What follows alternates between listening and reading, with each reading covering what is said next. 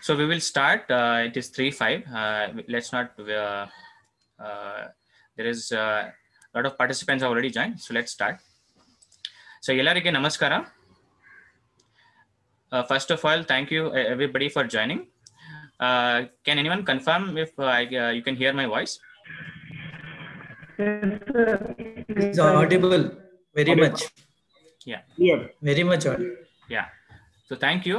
So ಈಗ ನಾವು start ಮಾಡ್ತೀವಿ. ಶಿವಕುಮಾರ್ ಸರ್ ಬರ್ತಾರೆ, ನಾವು ನೋಟ್ ಮಾಡ್ತೀವಿ ಮಧ್ಯಾಹ್ನದಲ್ಲಿ, ಬಟ್ ಈಗ ನಾವು ಸ್ಟಾರ್ಟ್ ಮಾಡ್ತೀವಿ. ಸೊ ಇವತ್ತು ನಮ್ದು ಟಾಪಿಕ್ ಏನಿದೆ, ಕುಡಿಯೋ ನೀರ್ ಮೇಲೆ ಹೇಗ್ ಮೂಲಗಳಲ್ಲಿ ಹೇಗ್ ನಾವು ಸಸ್ಟೈನಬಿಲಿಟಿ ಮಾಡಬಹುದು. ಸೊ ಅದು ಇಂಪಾರ್ಟೆಂಟ್ ಟಾಪಿಕ್ ಏನಿದೆ, ಯಾಕೆಂದ್ರೆ ಜಿಲ್ಲೆ ಚಿಕ್ಕಬಳ್ಳಾಪುರ ಜಿಲ್ಲೆ, for example district like Chikkaballapur, Kolar, Tumakuru, Anantapur, Chittoor, ಇದು ಎಲ್ಲ ಜಿಲ್ಲೆಯಲ್ಲಿ ಒಂದು ಈ ಜಿಲ್ಲೆಯಲ್ಲಿ ಎಲ್ಲ ಕ್ಲೈಮೇಟ್ ಡ್ರೈ ಇದೆ, ಮತ್ತೆ ಮಳೆ ಕಡಿಮೆ ಬರುತ್ತೆ, ಮತ್ತೆ ಎಲ್ಲ ಜಿಲ್ಲೆಯಲ್ಲಿ ಡ್ರೌಟ್ ಪ್ರೋನ್ ಡಿಸ್ಟ್ರಿಕ್ಟ್ಸ್ ಇದೆ ಇದು ಕರ್ನಾಟಕದಲ್ಲಿ. ಸೊ ಮತ್ತೆ ಆಂಧ್ರ ಪ್ರದೇಶ ಯಾವ್ದು ಬಾರ್ಡರಿಂಗ್, ಚಿತ್ತೂರ್ ಇದೆ, ಬೇರೆ ಅನಂತಪುರ್ ಇದ್ದಾರೆ. ಸೊ ಅದೇ ಎಲ್ಲ ಡಿಸ್ಟ್ರಿಕ್ಟ್ಸ್ ಅಲ್ಲಿ ಒಂದು ಇದು ಕಾಮನ್ ಸಮಸ್ಯೆ ಇದೆ. ಸೊ ಇಂದ್ರಮ್ ಫೌಂಡೇಶನ್ ಈಗ ಯುರೋಪಿಯನ್ ಯೂನಿಯನ್ ಮತ್ತೆ ಅರ್ಗೆಮ್ ಫೌಂಡೇಶನ್ ಸಪೋರ್ಟ್ ಇಂದ ನಾವು 2018 ಇಂದ ಚಿಕ್ಕಬಳ್ಳಾಪುರ ಜಿಲ್ಲೆಯಲ್ಲಿ ಕೆಲಸ ಮಾಡ್ತಾ ಇದ್ವಿ. 2018 ಇಂದ ನಾವು ಚಿಕ್ಕಬಳ್ಳಾಪುರ ಜಿಲ್ಲೆಯಲ್ಲಿ ಕೆಲಸ ಮಾಡ್ತಾ ಇದ್ದೀವಿ. ನಾವು ನಮ್ದು ಮೇನ್ ಫೋಕಸ್ ಇದೆ ಕುಡಿಯೋ ನೀರು ಮತ್ತೆ ಆರೋಗ್ಯ ಮೇಲೆ, ನಮ್ಮ ವಿಷಯ ಮೇಲೆ ನಾವು ಫೋಕಸ್ ಮಾಡ್ತಾ ಇದೀವಿ. ಸೊ ಈಗ ಇದು ಪ್ರೆಸೆಂಟೇಶನ್ ಇದೆ, ಈಗ ನನ್ನ ಚಿಕ್ಕ ಪ್ರೆಸೆಂಟೇಶನ್ ಇದೆ. ಮೇನ್ ಉದ್ದೇಶ ಏನಿದೆ, ಈ ಟಾಪಿಕ್ ಅಲ್ಲಿ ನಾವು ಏನು ಟ್ರೈನಿಂಗ್ ಕೊಡ್ತಾ ಇದಿಲ್ವಾ, ಬಟ್ ಇನ್ಫಾರ್ಮೇಶನ್ ಶೇರಿಂಗ್ ಇದೆ ಈ ವಿಷಯ ಮೇಲೆ. ಫಾರ್ ಎಕ್ಸಾಂಪಲ್ ನೀರಿನ ಸೋರ್ಸಸ್ಗೆ ಹೇಗ್ ನಾವು, ಕುಡಿಯೋ ಸೋರ್ಸಸ್ಗೆ ಹೇಗ್ ನಾವು ರೀಚಾರ್ಜ್ ಮತ್ತೆ ಸಸ್ಟೈನಬಲ್ ಹೇಗ್ ಮಾಡಬಹುದು, ಅದೇ ಬಗ್ಗೆ ಇದು ವಿಷಯ ಇದೆ, ಇದು ಫೋಕಸ್ ಇದೆ ಇದು ವೆಬಿನಾರ್ದು. ಸೊ ಈ ಪ್ರೆಸೆಂಟೇಶನ್ ಅಲ್ಲಿ ಜಾಸ್ತಿ ನಮ್ದು ರೆಫರೆನ್ಸಸ್ ಆಗಿದೆ. CGWB ಟೀಮ್ ಇದ್ದಾರೆ ಇಲ್ಲಿ ಬೆಂಗಳೂರಿಂದ, ಅವ್ರದ್ದು ಒಂದು ನ್ಯಾಷನಲ್ ಆಕ್ವಿಫರ್ ಮ್ಯಾಪಿಂಗ್ ಪ್ರಾಜೆಕ್ಟ್ ಅಲ್ಲಿ ಬಹಳ ಸ್ಟಡಿ ಮಾಡಿದ್ದಾರೆ. ಸೊ ಅದೇ ಒಂದು ಬಾಗೇಪಲ್ಲಿ ಲೆವೆಲ್ ಅಲ್ಲಿ ಒಂದು ರಿಪೋರ್ಟ್ ಇದೆ. ಸೊ ಇದೇ ಪ್ರೆಸೆಂಟೇಶನ್ ಅಲ್ಲಿ ಇದೇ ನಾವು ಪ್ರೆಸೆಂಟೇಶನ್ ಈಗ ಅವರು ರಿಪೋರ್ಟ್ ಅಲ್ಲಿ ಏನಿದೆ ನಾನು ಪ್ರೆಸೆಂಟೇಶನ್ ಮಾಡ್ತಾ ಇದ್ದೀನಿ. ಬಟ್ ಅದು ನಾನು ಜಸ್ಟ್ ಒಂದು ಓವರ್ ವ್ಯೂ ಇಲ್ಲ ಕಾಂಟೆಕ್ಸ್ಟ್ ಸೆಟ್ಟಿಂಗ್ಗೆ ನಾನು ಪ್ರೆಸೆಂಟೇಶನ್ ಮಾಡ್ತಾ ಇದ್ದೀನಿ. ಸೊ ಅದು ಹೋಗಕ್ ಮುಂಚೆ ನಾನು ಎಲ್ಲ ಪಾರ್ಟಿಸಿಪೆಂಟ್ಸ್ಗೆ ಯಾರು ಬಂದಿದ್ದಾರೆ ಅದ್ ನಾನು ಹೇಳ್ತೀನಿ. ಫಾರ್ ಎಕ್ಸಾಂಪಲ್ ನಮ್ ಜೊತೆ ಈಗ as a speaker CGWB scientist ಇದ್ದಾರೆ, ಮಿಸ್ಟರ್ ಕುಂಜಾಂಬು ಇದ್ದಾರೆ CGWB ಬ್ಯಾಂಗ್ಳೂರ್ ಟೀಮ್ ಇಂದ. ಮತ್ತೆ FES foundation for ecological security ಇಂದ ಮಿಸ್ಟರ್ ಚರಂಜಿತ್ ಗುಹಾ ಇದೆ ಮಾತಾಡಕ್ಕೆ. ಮತ್ತೆ ಬಯೋಮ್ ಟೀಮ್ ಇಲ್ಲಿ ಬಯೋಮ್ ಎನ್ವೈರನ್ಮೆಂಟಲ್ ಟ್ರಸ್ಟ್ ಇಂದ ಶುಭಾ ರಾಮಚಂದ್ರನ್ ಮೇಡಮ್ ಇದ್ದಾರೆ, ಶಿವಾನಂದ ಇದ್ದಾರೆ. Biome environmental trust Bangalore based NGO ಇದ್ದಾರೆ. ಅವರು ವಾಟರ್ ಮ್ಯಾನೇಜ್ಮೆಂಟ್ ಮತ್ತೆ ರೈನ್ ವಾಟರ್ ಹಾರ್ವೆಸ್ಟಿಂಗ್ ಪ್ರಾಕ್ಟೀಸಸ್ ಮೇಲೆ ಅವರು ಫೋಕಸ್ ಕೆಲಸ ಇದೆ. ಮತ್ತೆ FES ಇದ್ದಾರೆ, FES ಟೀಮ್ ಅಲ್ಲಿ ವಿಜಯ್ ಇದ್ದಾರೆ, ನಯನ್ ಇದ್ದಾರೆ. ಅವರು ಬಾಗೇಪಲ್ಲಿ ಮತ್ತೆ ಚಿಂತಾಮಣಿ ತಾಲೂಕಲ್ಲಿ ಕೆಲಸ ಮಾಡ್ತಾ ಇದ್ದಾರೆ. ಮತ್ತೆ ನಮ್ ಜೊತೆ ನರಸಿಂಹಮೂರ್ತಿ ಇದ್ದಾರೆ, ವೃತ್ತಿ ಆಫೀಸ್ ವೃತ್ತಿ ಸಂಸ್ಥೆಯಿಂದ ಬಾಗೇಪಲ್ಲಿಯಲ್ಲಿ ಫೋಕಸ್ ಕೆಲಸ ಮಾಡ್ತಾರೆ ರೈತರ ಜೊತೆ.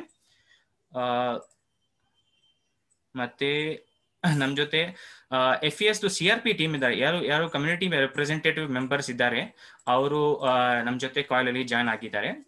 ಮತ್ ಲಾಸ್ಟ್ ಬಟ್ ಲೀಸ್ಟ್ ನಾವು ಎಲ್ಲಿ ಕೆಲಸ ಮಾಡ್ತಾ ಇದೀವಿ, ಇಂದ್ರಮ್ ಫೌಂಡೇಶನ್ ಎಲ್ಲಿ ಕೆಲಸ ಮಾಡ್ತಾ ಇದೀವಿ, ನಮ್ ಜೊತೆ ಪೂರ್ಣಿಮಾ ಮೇಡಮ್ ಇದ್ದಾರೆ, SHG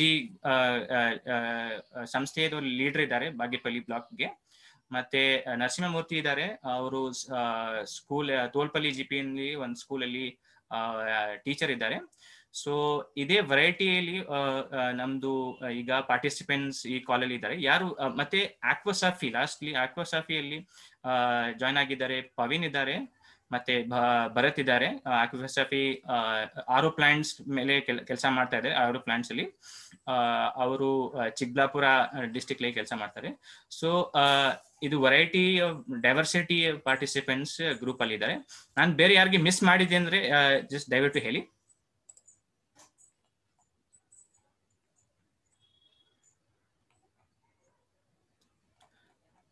ಹಲೋ, ನನ್ನ ವಾಯ್ಸ್ ಕ್ಲಿಯರ್ ಇದೆ ಎಲ್ಲರಿಗೆ? Yes. Yes, sir. Okay, thank you. So ನಾನು ಮುಂದೆ ಹೋಗ್ತೀನಿ. ಜಸ್ಟ್ ಕ್ವಿಕ್ ಆಗಿ ಎಲ್ಲ ಪಾರ್ಟಿಸಿಪೆಂಟ್ಸ್ಗೆ ಒಂದು ಬ್ಯಾಕ್ಗ್ರೌಂಡ್ ಸೆಟ್ಟಿಂಗ್ ಮಾಡೋಕ್ಕೆ ಇದು ನಾನು ಹೋಗ್ತೀನಿ. ಸೊ ನಾನು ಈ ಪ್ರೆಸೆಂಟೇಷನ್ ಅಲ್ಲಿ ಜಾಸ್ತಿ ರೆಫರೆನ್ಸಸ್ ನಾವು CGWB ಆಕ್ವಿಫರ್ ಮ್ಯಾಪಿಂಗ್ ರಿಪೋರ್ಟ್ ಬಾಗೇಪಲ್ಲಿಗೆ ನಾವು ಯೂಸ್ ಮಾಡಿದ್ದೀವಿ. ಸೊ ನಾವು ಎಲ್ಲಿ ಕೆಲಸ ಮಾಡ್ತಾ ಇದ್ದೀವಿ? ನಾವು ಮಾಡ್ತಾ ಇದೀವಿ ಕೆಲಸ ಚಿಕ್ಕಬಳ್ಳಾಪುರದಲ್ಲಿ. ಈಗ ಫೋಕಸ್ ಈ ಟಾಪಿಕ್, ಈ ವೆಬಿನಾರ್ಗೆ ಬಾಗೇಪಲ್ಲಿ ಇದೆ, ಬಾಗೇಪಲ್ಲಿ ಬ್ಲಾಕ್ ಇದೆ. ಬಾಗೇಪಲ್ಲಿ ಬ್ಲಾಕ್ ಅಲ್ಲಿ ಒಂದು ಇಂಟ್ರೊಡಕ್ಷನ್ ಏನಿದೆ ಬ್ಲಾಕ್ ಅಲ್ಲಿ ಏನೋ. So Bagepalli block north Penna river basin ಅಲ್ಲಿ ಬರುತ್ತೆ.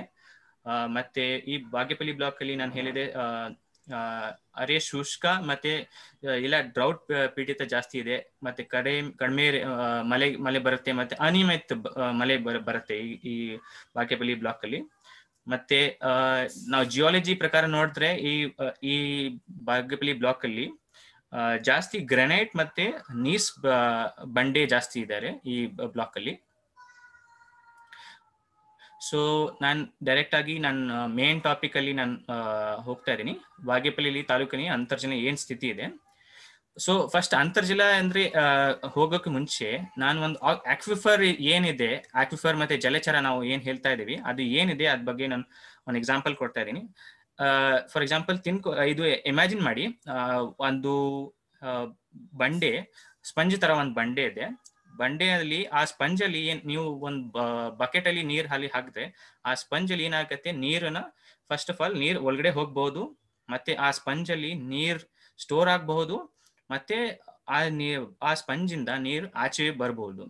ಸೊ ಅದೇ ತರ ನಮ್ ಗ್ರೌಂಡ್ ಕೆಳಗಡೆ, ಜಮೀನ್ ಕೆಳಗಡೆ ಅದು ಏನಾಗುತ್ತೆ, ಅದೇ ತರ ಬಂಡೆ ನೀರ್ನ ಶೇಖರಣೆ ಮಾಡಬಹುದು, ಮತ್ತೆ ಸಂಗ್ರಹಣೆ ಮಾಡಬಹುದು, ಮತ್ತೆ ನೀರಿನ ಆಚೆ ಬಿಡಬಹುದು. ಸೊ ಇದು ಇಂಪಾರ್ಟೆಂಟ್ ಕಾನ್ಸೆಪ್ಟ್ ಇದೆ ಅಂತರ್ಜಲ ಅಲ್ಲಿ. ಸೊ ನಮ್ ಗ್ರೌಂಡ್ ವಾಟರ್ ಅಲ್ಲಿ ರಿಪೋರ್ಟ್ ಅಲ್ಲಿ ಇದು ಆಕ್ವಿಫರ್ ಒಂದು ಟರ್ಮ್ ಜಾಸ್ತಿ ಯೂಸ್ ಆಗುತ್ತೆ. ಮತ್ತೆ ನಾವು ಅದೇ ಆಕ್ವಿಫರ್ ಬಾಗೇಪಲ್ಲಿಲಿ ಏನಿದೆ ಅಂದ್ರೆ, ಆ ಬಾಗೇಪಲ್ಲಿಲಿ ಏನ್ ಆಕ್ವಿಫರ್ಸ್ ಇದೆ ಅಂದ್ರೆ 2 ತರ ಆಕ್ವಿಫರ್ ರಿಪೋರ್ಟ್ ಆಗಿದೆ. ಒಂದು ಆಕ್ವಿಫರ್ ನಾವು ಇಲ್ಲಿ ಮೆನ್ಷನ್ ಆಗಿದೆ ಫ್ರಿಯಾಟಿಕ್ ಆಕ್ವಿಫರ್. ಅದು ಜಾಸ್ತಿ ಒಂದು 20 ಮೀಟರ್ಸ್ ಡೆಪ್ತ್ ಆತರ ಅಷ್ಟು ಒಂದು ಆಕ್ವಿಫರ್ ಇದೆ. ಮತ್ತೆ ಇನ್ನೊಂದು ಜಾಸ್ತಿ ಡೀಪ್ ಹೋಗಿದ್ರೆ ಇನ್ನೊಂದು ಆಕ್ವಿಫರ್ ಬರುತ್ತೆ. ಅದು ಡೆಪ್ತ್ ವೈಸ್ ನೋಡಿದ್ರೆ 80 ಮೀಟರ್ಸ್ ತನಕ ಹೋಗುತ್ತೆ. ಸೊ ಬಾಗೇಪಲ್ಲಿಯಲ್ಲಿ, ಇಡೀ ಬಾಗೇಪಲ್ಲಿಯಲ್ಲಿ ground water primary use ground water ಇದೆ, ಪ್ರೈಮರಿ ಸೋರ್ಸ್ ಗ್ರೌಂಡ್ ವಾಟರ್ ಇದೆ. ಸೊ ಇದೇ 2 ತರ ಒಂದು ಬಕೆಟ್ ಇಂದ ಒಂದು ನೀರ್ ಎಲ್ಲಾ ಯೂಸ್ಗೆ, ಉಪಯೋಗಕ್ಕೆ, ಕುಡಿಯೋಕೆ ಮಾತ್ರ, ಬೇರೆ ಜಮೀನಲ್ಲಿ ಬೆಳೆ ಮಾಡಕ್ಕೆ ಅದೆಲ್ಲ ಇದೇ ನೀರ್ ಉಪಯೋಗ ಆಗುತ್ತೆ. ಸೊ ಅಂತರ್ಜಲದಲ್ಲಿ ಹೇಗೆ ಇವತ್ತು ಎಷ್ಟು ನಾವು ಖರ್ಚು ಮಾಡ್ತಾ ಇದ್ದೀವಿ, ಸೊ ಅದ್ ಬಗ್ಗೆ ಒಂದು ಚಿತ್ರ ಇದೆ ಇಲ್ಲಿ ರೈಟ್ ಸೈಡ್ ಅಲ್ಲಿ ನೀವು ನೋಡ್ತೆ ಸ್ಲೈಡ್ ಅಲ್ಲಿ. ಸೊ ಎಕ್ಸಾಂಪಲ್ ತರ, ಫಾರ್ ಎಕ್ಸಾಂಪಲ್ ಬಾಗೇಪಲ್ಲಿಲಿ ಎಷ್ಟು ಅವೈಲಬಲ್ ಎಷ್ಟು ಇದೆ. ಫಾರ್ ಎಕ್ಸಾಂಪಲ್ ಒಂದು 6,927 ಲೀಟರ್ಸ್, ನಾನು ಎಕ್ಸಾಂಪಲ್ಗೋಸ್ಕರ ನಂಬರ್ ಹೇಳ್ತಾ ಇದ್ದೀನಿ. 6,900 ಲೀಟರ್ಸ್ ಅವೈಲೇಬಲ್ ಇದೆ. ಬಟ್ ನಾವು ಎಷ್ಟು ಖರ್ಚು ಮಾಡ್ತಾ ಇದ್ದೀವಿ, ಪಂಪಿಂಗ್ ಹೇಗೆ ಎಷ್ಟು ಮಾಡ್ತಾ ಇದ್ದೀವಿ, ಅಕಾರ್ಡಿಂಗ್ ಟು CGWB ರಿಪೋರ್ಟ್ ಇಂದ ನಾವು 7,200 ಲೀಟರ್ಸ್ ನಾವು ಖರ್ಚು ಮಾಡ್ತಾ ಇದ್ದೀವಿ. ಇದು ನಂಬರ್ಸ್ ಬೇರೆ ಯೂನಿಟ್ಸ್ ಅಲ್ಲಿ ಇದೆ, ನಾನು ಉದಾಹರಣೆಗೆ ನಾನು ಹೇಳ್ತಾ ಇದ್ದೀನಿ. ಸೊ ಏನಾಗ್ತಾ ಇದ್ರೆ, ನಾವು ನಮ್ದು ಎಷ್ಟು ಅವೈಲೇಬಲ್ ಇದೆ ಅದಕ್ಕಿಂತ ನಾವು ಜಾಸ್ತಿ ನಾವು ನೀರನ್ನ ಪಂಪಿಂಗ್ ಮಾಡ್ತಾ ಇದ್ದೀವಿ, ಆಚೆ ನಾವು ಯೂಸ್ ಮಾಡ್ತಾ ಇದ್ದೀವಿ, ಪಂಪಿಂಗ್ ಯೂಸ್ ಮಾಡ್ತಾ ಇದೀವಿ. ಅದಕ್ಕೋಸ್ಕರ ಅಕಾರ್ಡಿಂಗ್ ಟು CGWB ಗೈಡ್ಲೈನ್ಸ್ ಇದು Bagepalli block over exploited block ಅಲ್ಲಿ ಕ್ಯಾಟಗರಿ ಅಲ್ಲಿ ಆಗತ್ತೆ.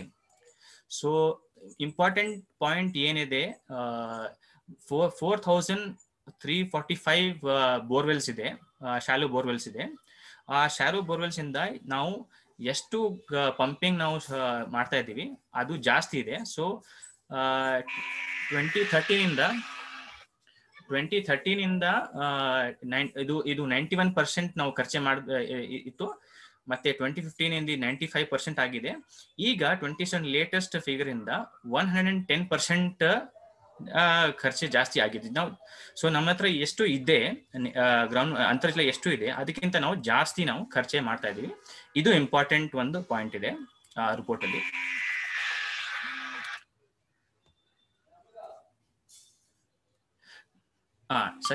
ಇನ್ನೊಂದು ಏನ್ ಪಾಯಿಂಟ್ ಇದೆ, ಅಂತರ್ಜಲದಲ್ಲಿ ಬಾಗೇಪಲ್ಲಿಯಲ್ಲಿ ಬಿಹೇವಿಯರ್ ಏನಿದೆ.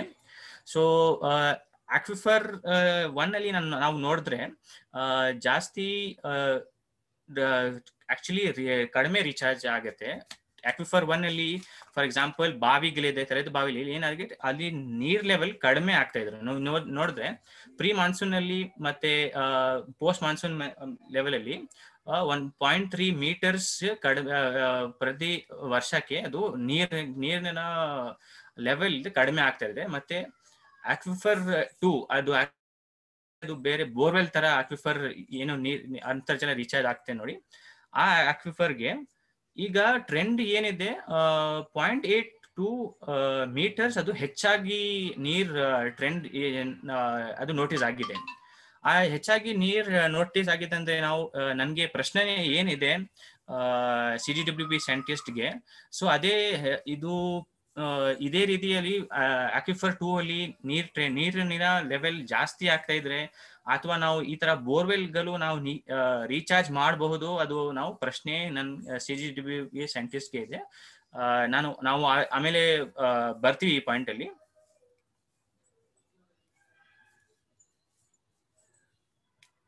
ಈ ಪಾಯಿಂಟ್ ಅಲ್ಲಿ ನಾನು 5 ಸೆಕೆಂಡ್ಸ್ ಪಾಸ್ ಮಾಡ್ತಾ ಇದ್ದೀವಿ. ಏನೋ ನನ್ನ ವಾಯ್ಸ್ ಕ್ಲಿಯರ್ ಬರ್ತಾ ಇದ್ರೆ ಎಲ್ಲರಿಗೆ ಕನ್ಫರ್ಮ್ ಮಾಡಬಹುದಾ?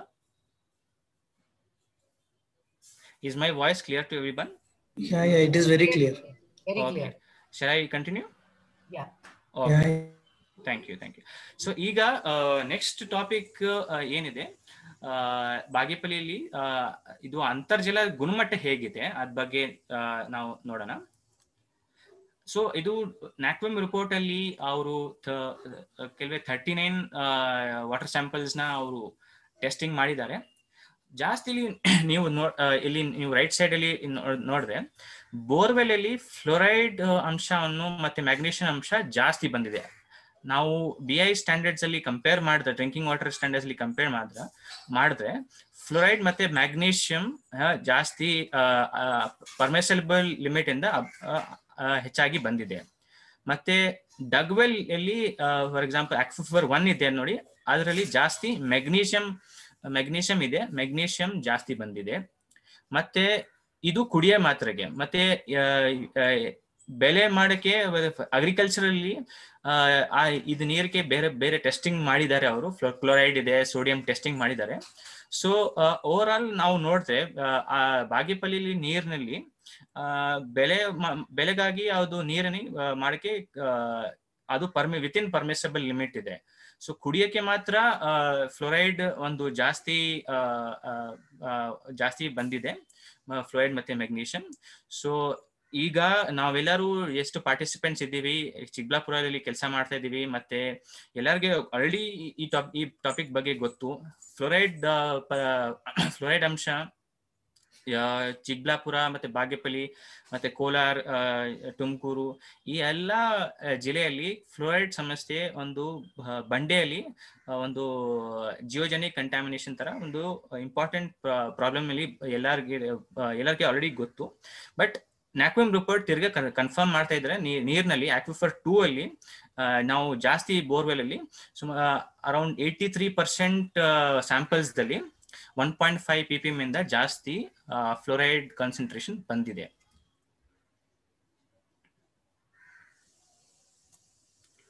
ಬಟ್ ಈಗ ಕುಡಿಯ ನೀರಿಗೆ ಪ್ರಸ್ತುತ ಏನ್ ಸ್ಥಿತಿ ಇದೆ ಚಿಕ್ಕಬಳ್ಳಾಪುರದಲ್ಲಿ?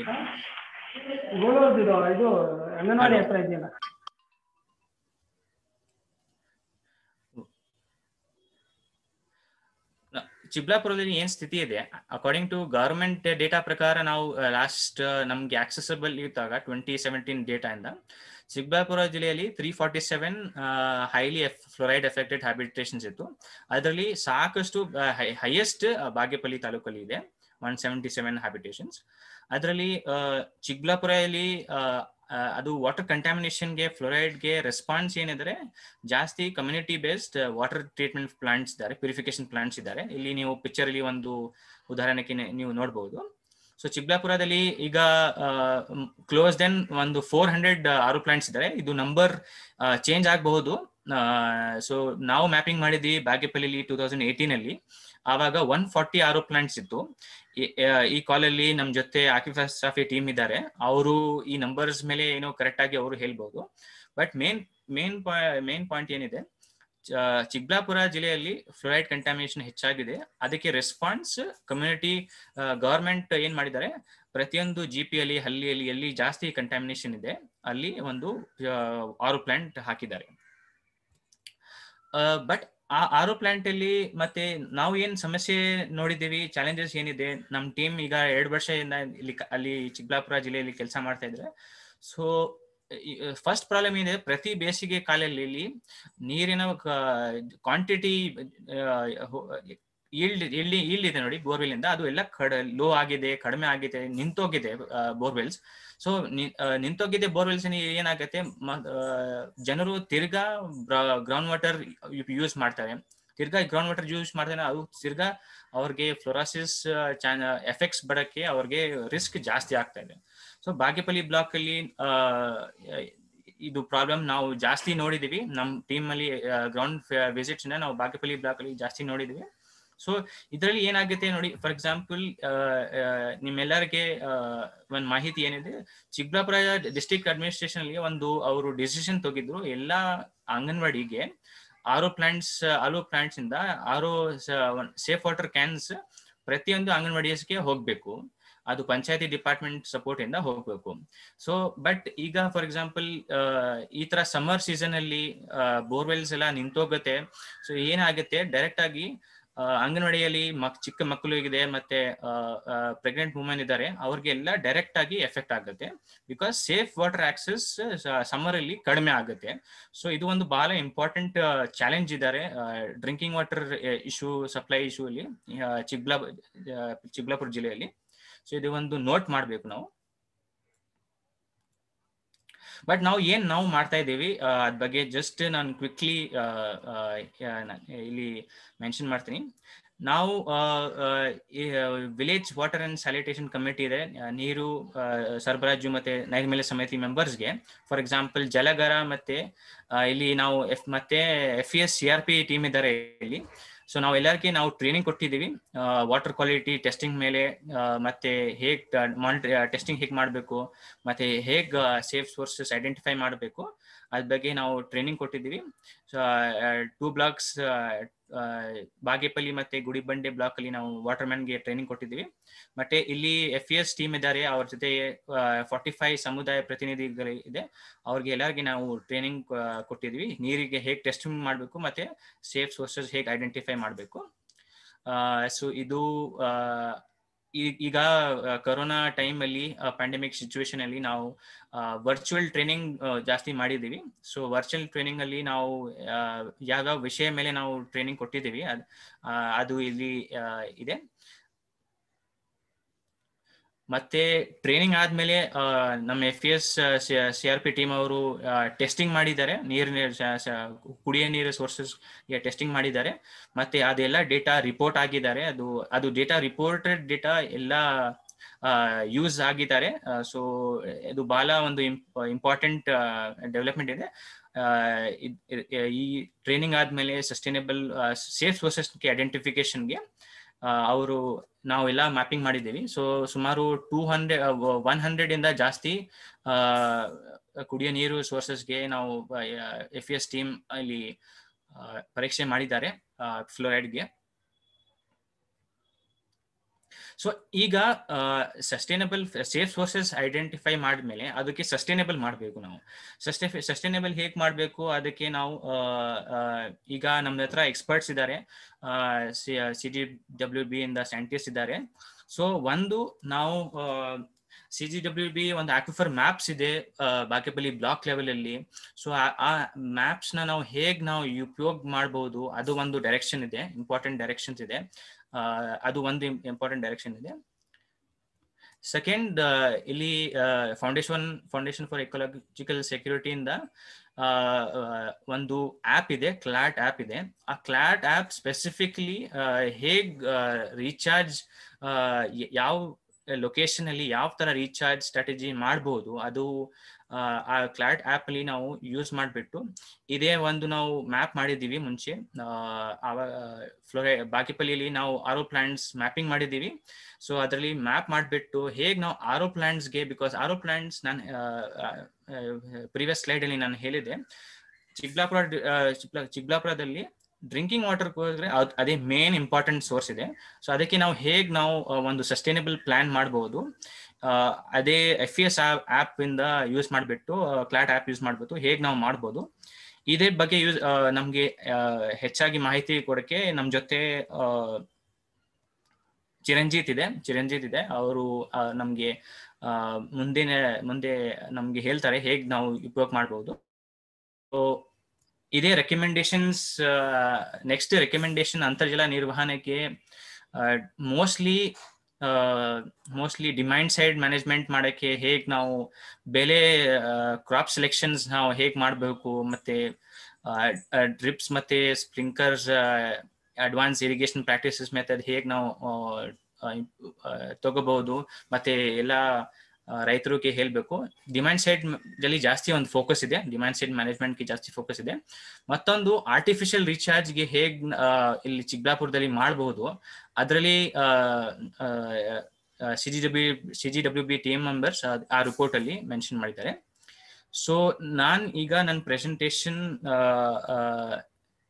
ಇಲ್ಲಿ ಎಂಡ್ ಮಾಡ್ತೀನಿ.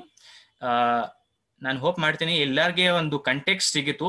ಇದು ಒಂದು ಟ್ರೈನಿಂಗ್ ಸೆಷನ್ ಇಲ್ಲ, ಜಸ್ಟ್ ಒಂದು ಇನ್ಫಾರ್ಮೇಶನ್ ಗೋಸ್ಕರ ಇದು ಪ್ರೆಸೆಂಟೇಶನ್ ನಾನು ಮಾಡಿದ್ದೀನಿ.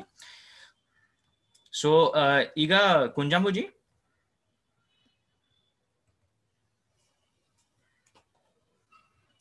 Hello.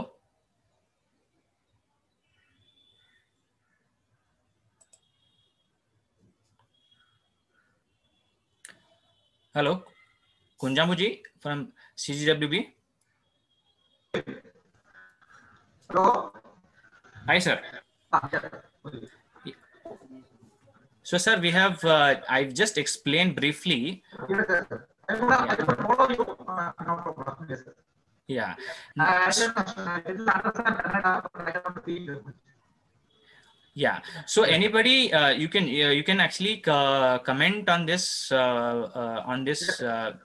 and then you can also talk about more in detail about the aquifer mapping report in Bagepalli. Okay. Now I think somebody. Sir, your voice is breaking. Yes, sir. Now our senior officer, Dr. Ashish, to make some Kannada, he knows Kannada. Yeah. Then you want actually now you are giving to somebody else, somebody who is going to give it. It's very report now. Sir, I could not follow. Your voice is breaking. Actually, now can I give you at the end? Then you want it. Yeah, you can talk now. You can talk now. Okay. Actually, Dr. Abbas scientist, he is working in this area and he knows the mother tongue is Kannada. He can deliver it better than me. I am just waiting for that.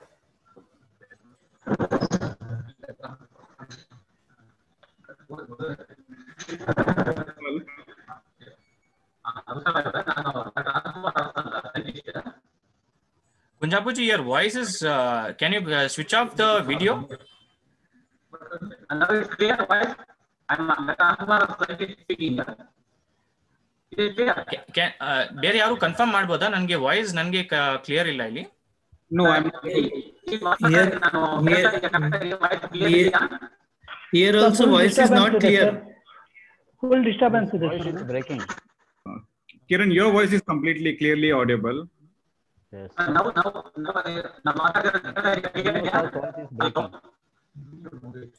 Sorry, sir, your voice is breaking out. Can you rejoin?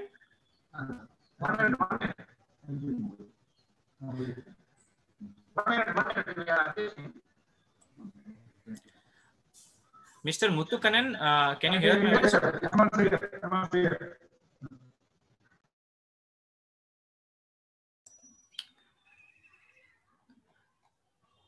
Okay, I think ಅವರು ಕಾಲಲ್ಲಿ ತಿರ್ಗಾ rejoin ಮಾಡ್ತಾ ಇದ್ದಾರೆ.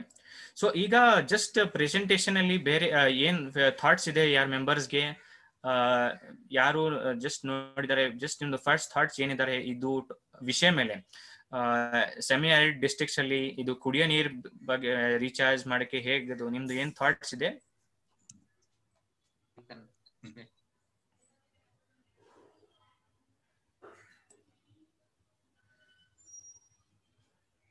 ಯಾರ್ದು thoughts ಇದೆ? FS ಇದ್ದಾರೆ, ಇಲ್ಲಿ ಆಕ್ವಿಸಫ್ ಇದ್ದಾರೆ. Kiran, I wanted to know more about that aquifer mapping report. Is this available for each village? What format it is available? I think what I had is, I mean, CGWB team can tell more about it, but it is at block level, the maps are available. Okay. So since we are planning in a few of the sites which we are, some of the pilot projects of integrated water resource management, that we want to, if that type of information is available, will be definitely useful for our work, and so that's the point which I would like to put it. And if that type of information is available. Hello. ನಾನು ಅರಸ್ ಮಾತಾಡ್ತಿರೋದು central ground water board ಇಂದ. ಮಾತಾಡಿ. ಏನು ನೀವು present ಮಾಡಿದ್ರಲ್ಲ ನಮ್ಮ CGWB ಅಕ್ಯುಫರ್ ಮ್ಯಾಪಿನ ಮೇಲೆ, ಅದೆಲ್ಲ ಓಕೆ, ಯಾವ್ದು ನಮ್ಮ ಡೇಟಾನ ಒಂದು ಒಳ್ಳೆ ರೀತಿಯಲ್ಲಿ ಉಪಯೋಗಿಸ್ಕೊಂಡಿದ್ದೀರಿ. ಅದೇ ಬಗ್ಗೆ ಏನೋ ನಿಮ್ಗೆ ಫಾರ್ ಎಕ್ಸಾಂಪಲ್ ಏನೋ ಹೆಚ್ಚಾಗಿ ಮಾತಾಡ್ಬೇಕು, ಫಾರ್ ಎಕ್ಸಾಂಪಲ್ ಇದ್ರಲ್ಲಿ ಏನೋ ಹೆಚ್ಚಾಗಿ ಮಾತಾಡ್ಬೇಕು ಅಂದ್ರೆ ನೀವು ಮಾತಾಡ್ಬಹುದು. ಅಲ್ಲ ಏನಿಲ್ಲ, ಆಕ್ಚುಲಿ ನಾವು ನಮ್ಮ ಏನು ಸ್ಟಡೀಸು, ನಾವು ಏನ್ ಅಕ್ವಿಫರ್ ಮ್ಯಾಪಿಂಗ್ ಸ್ಟಡೀಸ್ ಮಾಡಿದೀವಿ, ನಮ್ಮ ಎಕ್ಸ್ಪ್ಲೋರೇಷನ್ ಬೋರ್ವೆಲ್ಗಳನ್ನ ಡ್ರಿಲ್ ಮಾಡಿ ಅದರಿಂದ ದೊರೆತಂತ ಮಾಹಿತಿಗಳನ್ನೆಲ್ಲ ಕಲೆಕ್ಟ್ ಮಾಡಿ ಅದ್ರ ಮೇಲೆ ನಾವು ಈ ರಿಪೋರ್ಟ್ ಅನ್ನ ಪ್ರಿಪೇರ್ ಮಾಡಿದೀವಿ. ಹೇಳಿ. ಅದ್ರ ಪ್ರಕಾರವಾಗಿ ನೀವು ಏನು ಈ ಅಕ್ಯುಫರ್ ನ ಕುಡಿಯೋ ನೀರಿಗೆ ಸುಸ್ಥಿರ ಸ್ಥಿತಿಯಲ್ಲಿ ಇಡೋದಕ್ಕೆ ಏನೇನು ಮಾಡಿದಿರಲ್ಲ, ಏನ್ ನಾವು ಪ್ರಪೋಸ್ ಮಾಡಿದೀವಲ್ಲ, ಆರ್ಟಿಫಿಷಿಯಲ್ ರಿಚಾರ್ಜ್, ಮತ್ತೆ ಎತ್ತಿನೊಳೆಯಿಂದ ಬರದಂತ ನೀರನ್ನ ನಮ್ಮ ಅಂತರ್ಜಾಲಕ್ಕೆ ಪೂರಕವಾಗಿ ಉಪಯೋಗಿಸ್ಕೊಳ್ಳೋದು. ಮತ್ತೆ ಅದೇ ತರ ಏನು ಬೆಂಗಳೂರು KC ವ್ಯಾಲಿಯಿಂದ ಬರತಂತ ನೀರನ್ನು ಎಲ್ಲಾ ಕಾಂಪೋನೆಂಟ್ ಗಳಿಂದ ಸೇರಿ ಮಾಡಿದ್ರೆ ಏನು ಈಗಿನ ಅಂತರ್ಜಾಲದ ಅಭಿವೃದ್ಧಿ ಸ್ಟೇಜ್ ಅಂದ್ರೆ ಸ್ಥಿತಿ ಏನಿದೆ ಅದು ಖಂಡಿತ ಅಭಿವೃದ್ಧಿ ಆಗುತ್ತೆ. ಇನ್ನು 20 to 25% ಇನ್ನು ನಾವು ಅಭಿವೃದ್ಧಿನ ಕಡಿಮೆ ಮಾಡಬಹುದು. ಅಂದ್ರೆ ಈಗ ಆಲ್ರೆಡಿ 110% ಡೆವಲಪ್ಮೆಂಟ್ ಇದೆ. ನಮ್ಮ 2017 ಎಸ್ಟಿಮೇಷನ್ ಪ್ರಕಾರವಾಗಿ 110% ಇದೆ. ನಾವು ಈ ಎಲ್ಲ ಏನು ನಾವು ಹೇಳಿದ್ದು ಆರ್ಟಿಫಿಷಿಯಲ್ ರಿಚಾರ್ಜ್ ಸ್ಕೀಮ್ ಇಂದ, ಮತ್ತೆ ಈ ಎತ್ತಿನಹೊಳೆ ಸ್ಕೀಮ್ ಇಂದ, ಮತ್ತೆ KC ವ್ಯಾಲಿ, ಇದ್ರ ಜೊತೆಗೆ ಈಗ ಇನ್ನೊಂದು ಕಾಂಪೋನೆಂಟ್ ಕೂಡ ಸೇರಿಸ್ಕೊಬಹುದು. ಅದು ಏನು ಅಂದ್ರೆ ನಮ್ಮ ಗ್ರೇ ವಾಟರ್ ಕಾಂಪೋನೆಂಟ್. ಬಾಗೇಪಲ್ಲಿಯಲ್ಲಿ ಸುಮಾರು 1.3 MCM ಗ್ರೇ ವಾಟರ್ ಉತ್ಪಾದನೆ ಆಗುತ್ತೆ ಅನ್ನೋ ಒಂದು ಅಂಶನ ಕಲೆಕ್ಟ್ ಮಾಡಿದೀವಿ, ಒಂದು ಕೆಲವು ಇಲಾಖೆಗಳಿಂದ ಸಿಕ್ಕಿದೆ. ಅದನ್ನು ಕೂಡ ನಾವು ಅಂತರ್ಜಲನ ವೃದ್ಧಿ ಮಾಡ್ಲಿಕ್ಕೆ ಅದನ್ನು ಕೂಡ ಉಪಯೋಗಿಸ್ಕೊಂಡು ಈ ಎಲ್ಲ 4 ಕಾಂಪೋನೆಂಟ್ ಉಪಯೋಗಿಸ್ಕೊಂಡ್ರೆ ನಮ್ಮ ಏನು ಈಗಿನ ಸ್ಥಿತಿ ಇದೆ ಅದನ್ನ ಇನ್ನು ನಾವು ಒಂದು ಸುಮಾರು 20 to 25% ಗ್ರೌಂಡ್ ವಾಟರ್ ಡೆವಲಪ್ಮೆಂಟ್ ನ ಕಡಿಮೆ ಮಾಡಿ, ಅಂದ್ರೆ ಅಂತರ್ಜಲ ಸ್ಥಿತಿಯನ್ನ ಸುಧಾರಿಸ ಮಾಡುದು. ಓಕೆ ಸರ್, ಒಂದು ಕ್ವೆಶ್ಚನ್ ಬಂದಿದೆ. Pawan, yes you can ask directly. ಹೇಳಿ. Yeah, my question was that like that information which you have provided for Bagepalli, something like 6,927 liters of water is available, and the net water, is this type of information available for each and every village, or at least, and No. where it is available, that information? No, actually, right now we are actually assessing the groundwater resources for block wise. That means taluk wise. Okay. Next stage, we are gone to even village panchayati level also we have gone. The block level itself is very good information, and if we are that information available in public, or if some report is there, or it's in like GIS? Yes, it is available in our websites also. Some of them, but not all 176 taluks are not been completed so far. Okay, sir. But the resource estimation part is there for all 176 taluks. Okay, sir. It will be available for public. This already it has been published. Okay. Village panchayati wise resource estimation also and management plans also. That has not been completed. That is on the way. It's ongoing. Okay, so to some large extent, a lot of information is available, and yeah, so which I can take from our discussion is that a lot of data is available, and which can be accessed by in the public domain. Yes. Okay. Sure. Okay. Thank you, Kiran. Okay. Hello, ಬೇರೆ ಯಾರಿಗೆ ಪ್ರಶ್ನೆ ಮಾತಾಡಿ. ಹೇಳಿ. ಬೇರೆ ಯಾರ ಮೆಂಬರ್ಸ್ಗೆ ಪ್ರಶ್ನೆಗಳಿದೆ? Hello, ಹಾ ಹೇಳಿ. Sir ಏನಿಲ್ಲ, ಇದು ನಮ್ದು ಈ ಗುಮ್ಮನಾಯಕಪಾಳ್ಯ ಇದೆಯಲ್ಲ ಸರ್, ಆ ವಾಟರ್ಗೂ ಮತ್ತೆ ಈ ತೋಲ್ಪಲ್ಲಿ ವಾಟರ್ಗೂ ಸ್ವಲ್ಪ ಟೇಸ್ಟಿಂಗ್ ಕಡಿಮೆ ಇರುತ್ತೆ. ಟೇಸ್ಟ್ ಅಲ್ಲಿ ಕಡಿಮೆ ಇರುತ್ತೆ. ಟೇಸ್ಟ್ ಗುಮ್ಮನಾಯಕಪಾಳ್ಯ ವಾಟರ್ ಚೆನ್ನಾಗಿರುತ್ತೆ, ತೋಲ್ಪಲ್ಲಿ ವಾಟರ್ ಚೆನ್ನಾಗಿರಲ್ಲ sir.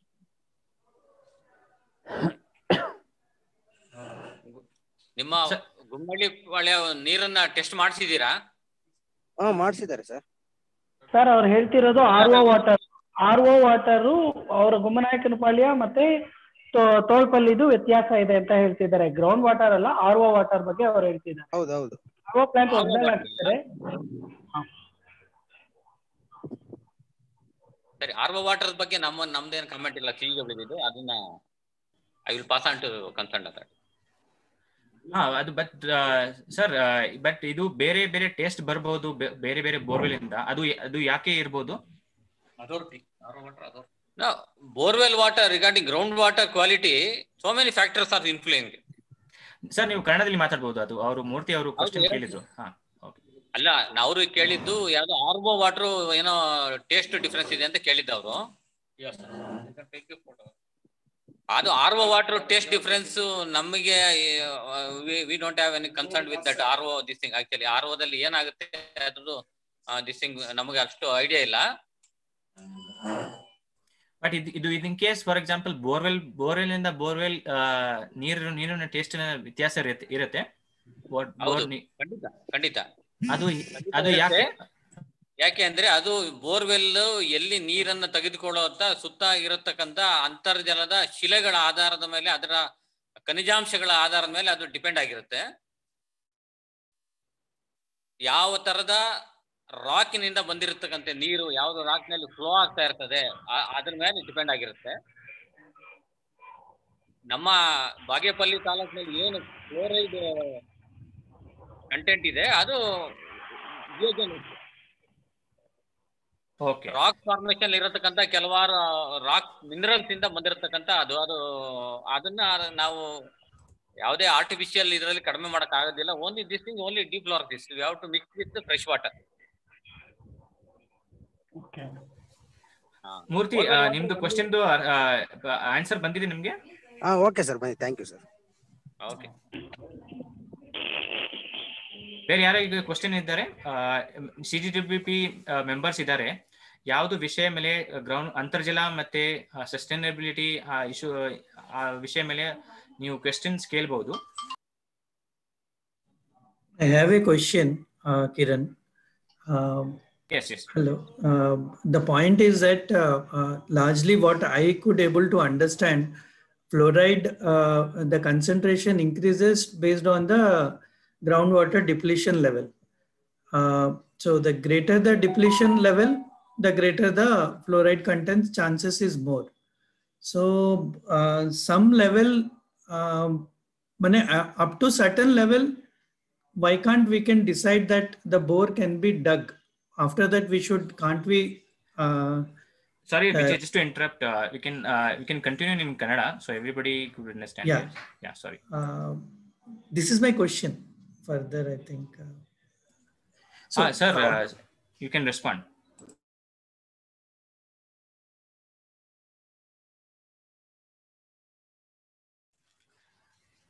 CGWB team,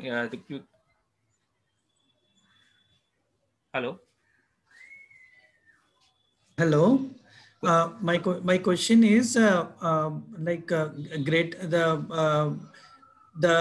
the fluoride level increases based on the groundwater depletion level. So the greater the groundwater depletion, the greater the fluoride content will increase. So is there we can address as much supply of water can come from various sources, but for a larger sustainability, at least the usage of groundwater to certain level, we also have to monitor. That's where I wanted to ask. Definitely. So are you addressing this question to me or CGWB team? Sir?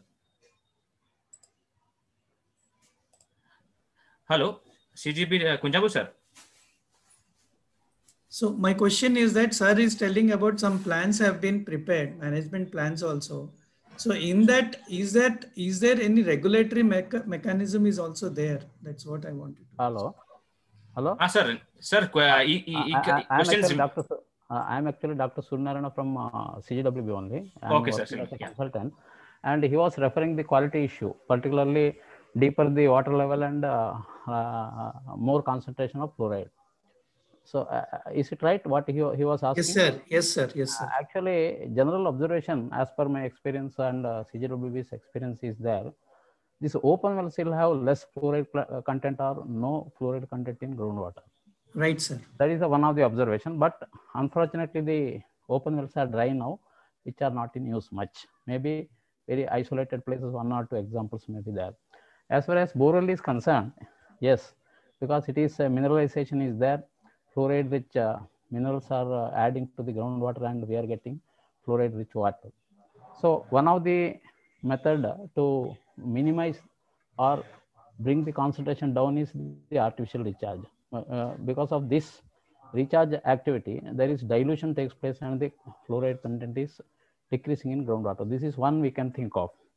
And one of the recharge methods for Kolar district is point recharge structure we call, that is recharging the borewell. It is a point source recharge.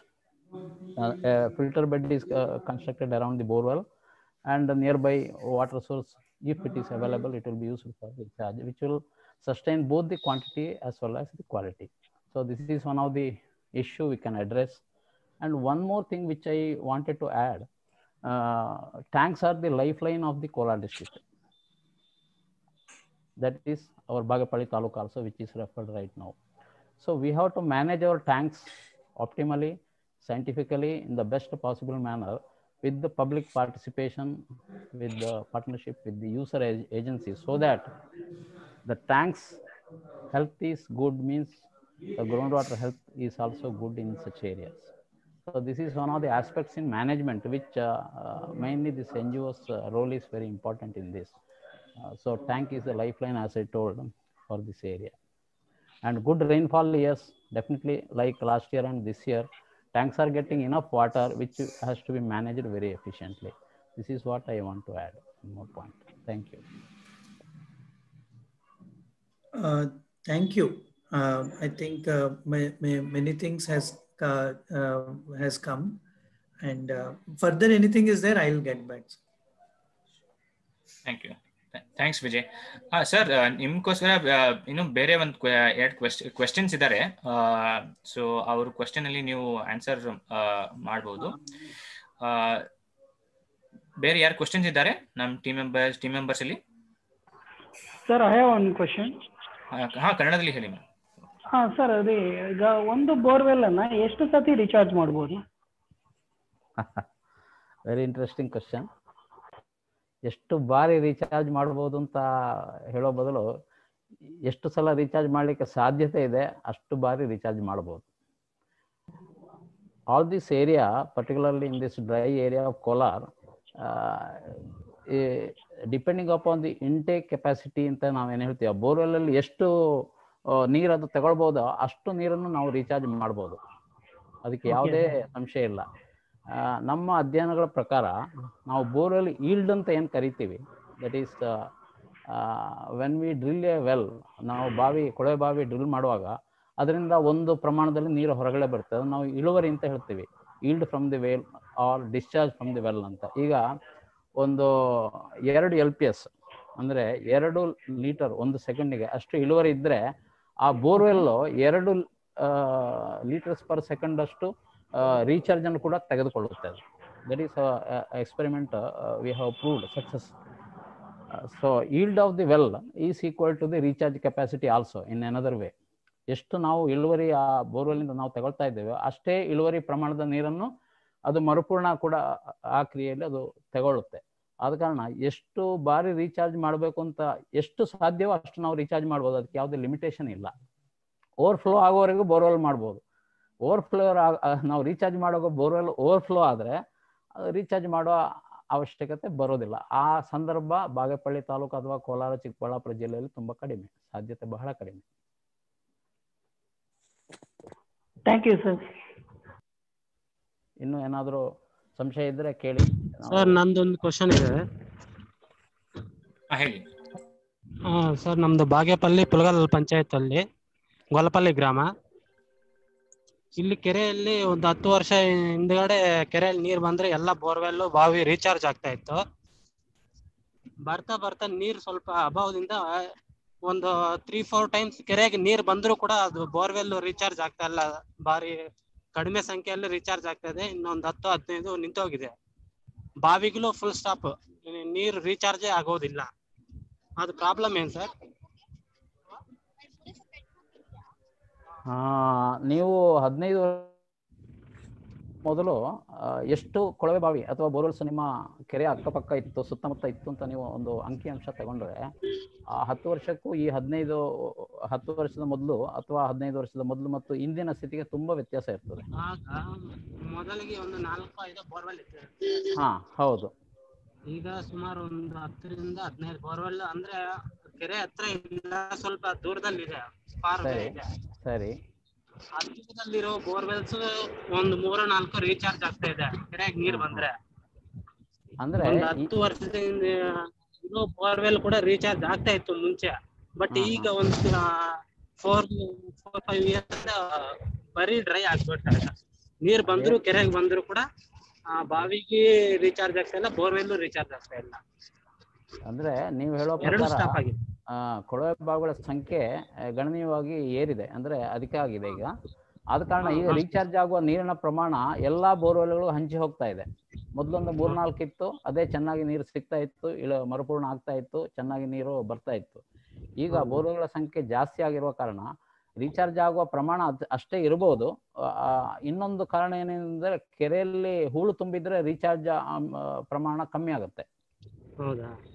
ಕೆರೆಯಲ್ಲಿ ಹೂಳು ತುಂಬಿದ್ರೆ ಆ ಕೆರೆಯ ಹೂಳನ್ನು ತೆಗೆಯುವಂತಹ ಒಂದು ಪ್ರಯತ್ನ ಆಗಬೇಕು ಸಂಬಂಧಪಟ್ಟ ಇಲಾಖೆಯಿಂದ. ಆವಾಗ ಏನಾಗುತ್ತೆ, ಅಂತರ್ಜಲ ಮರುಪೂರ್ಣ ಆಗುವ ಪ್ರಮಾಣ ಏನಿದೆ ಅದು 10 ವರ್ಷ ಮೊದಲು ಎಷ್ಟಿತ್ತು ಅಷ್ಟೇ ಇರುತ್ತೆ. ಈಗ ಕೆರೆಯಲ್ಲಿ ಹೂಳು ತುಂಬಿದ್ದಿದ್ರೆ ಅಂತರ್ಜಲ ಮರುಪೂರ್ಣ ಆಗುವಂತಹ ಪ್ರಮಾಣ ಕಮ್ಮಿ ಆಗಿರುತ್ತೆ.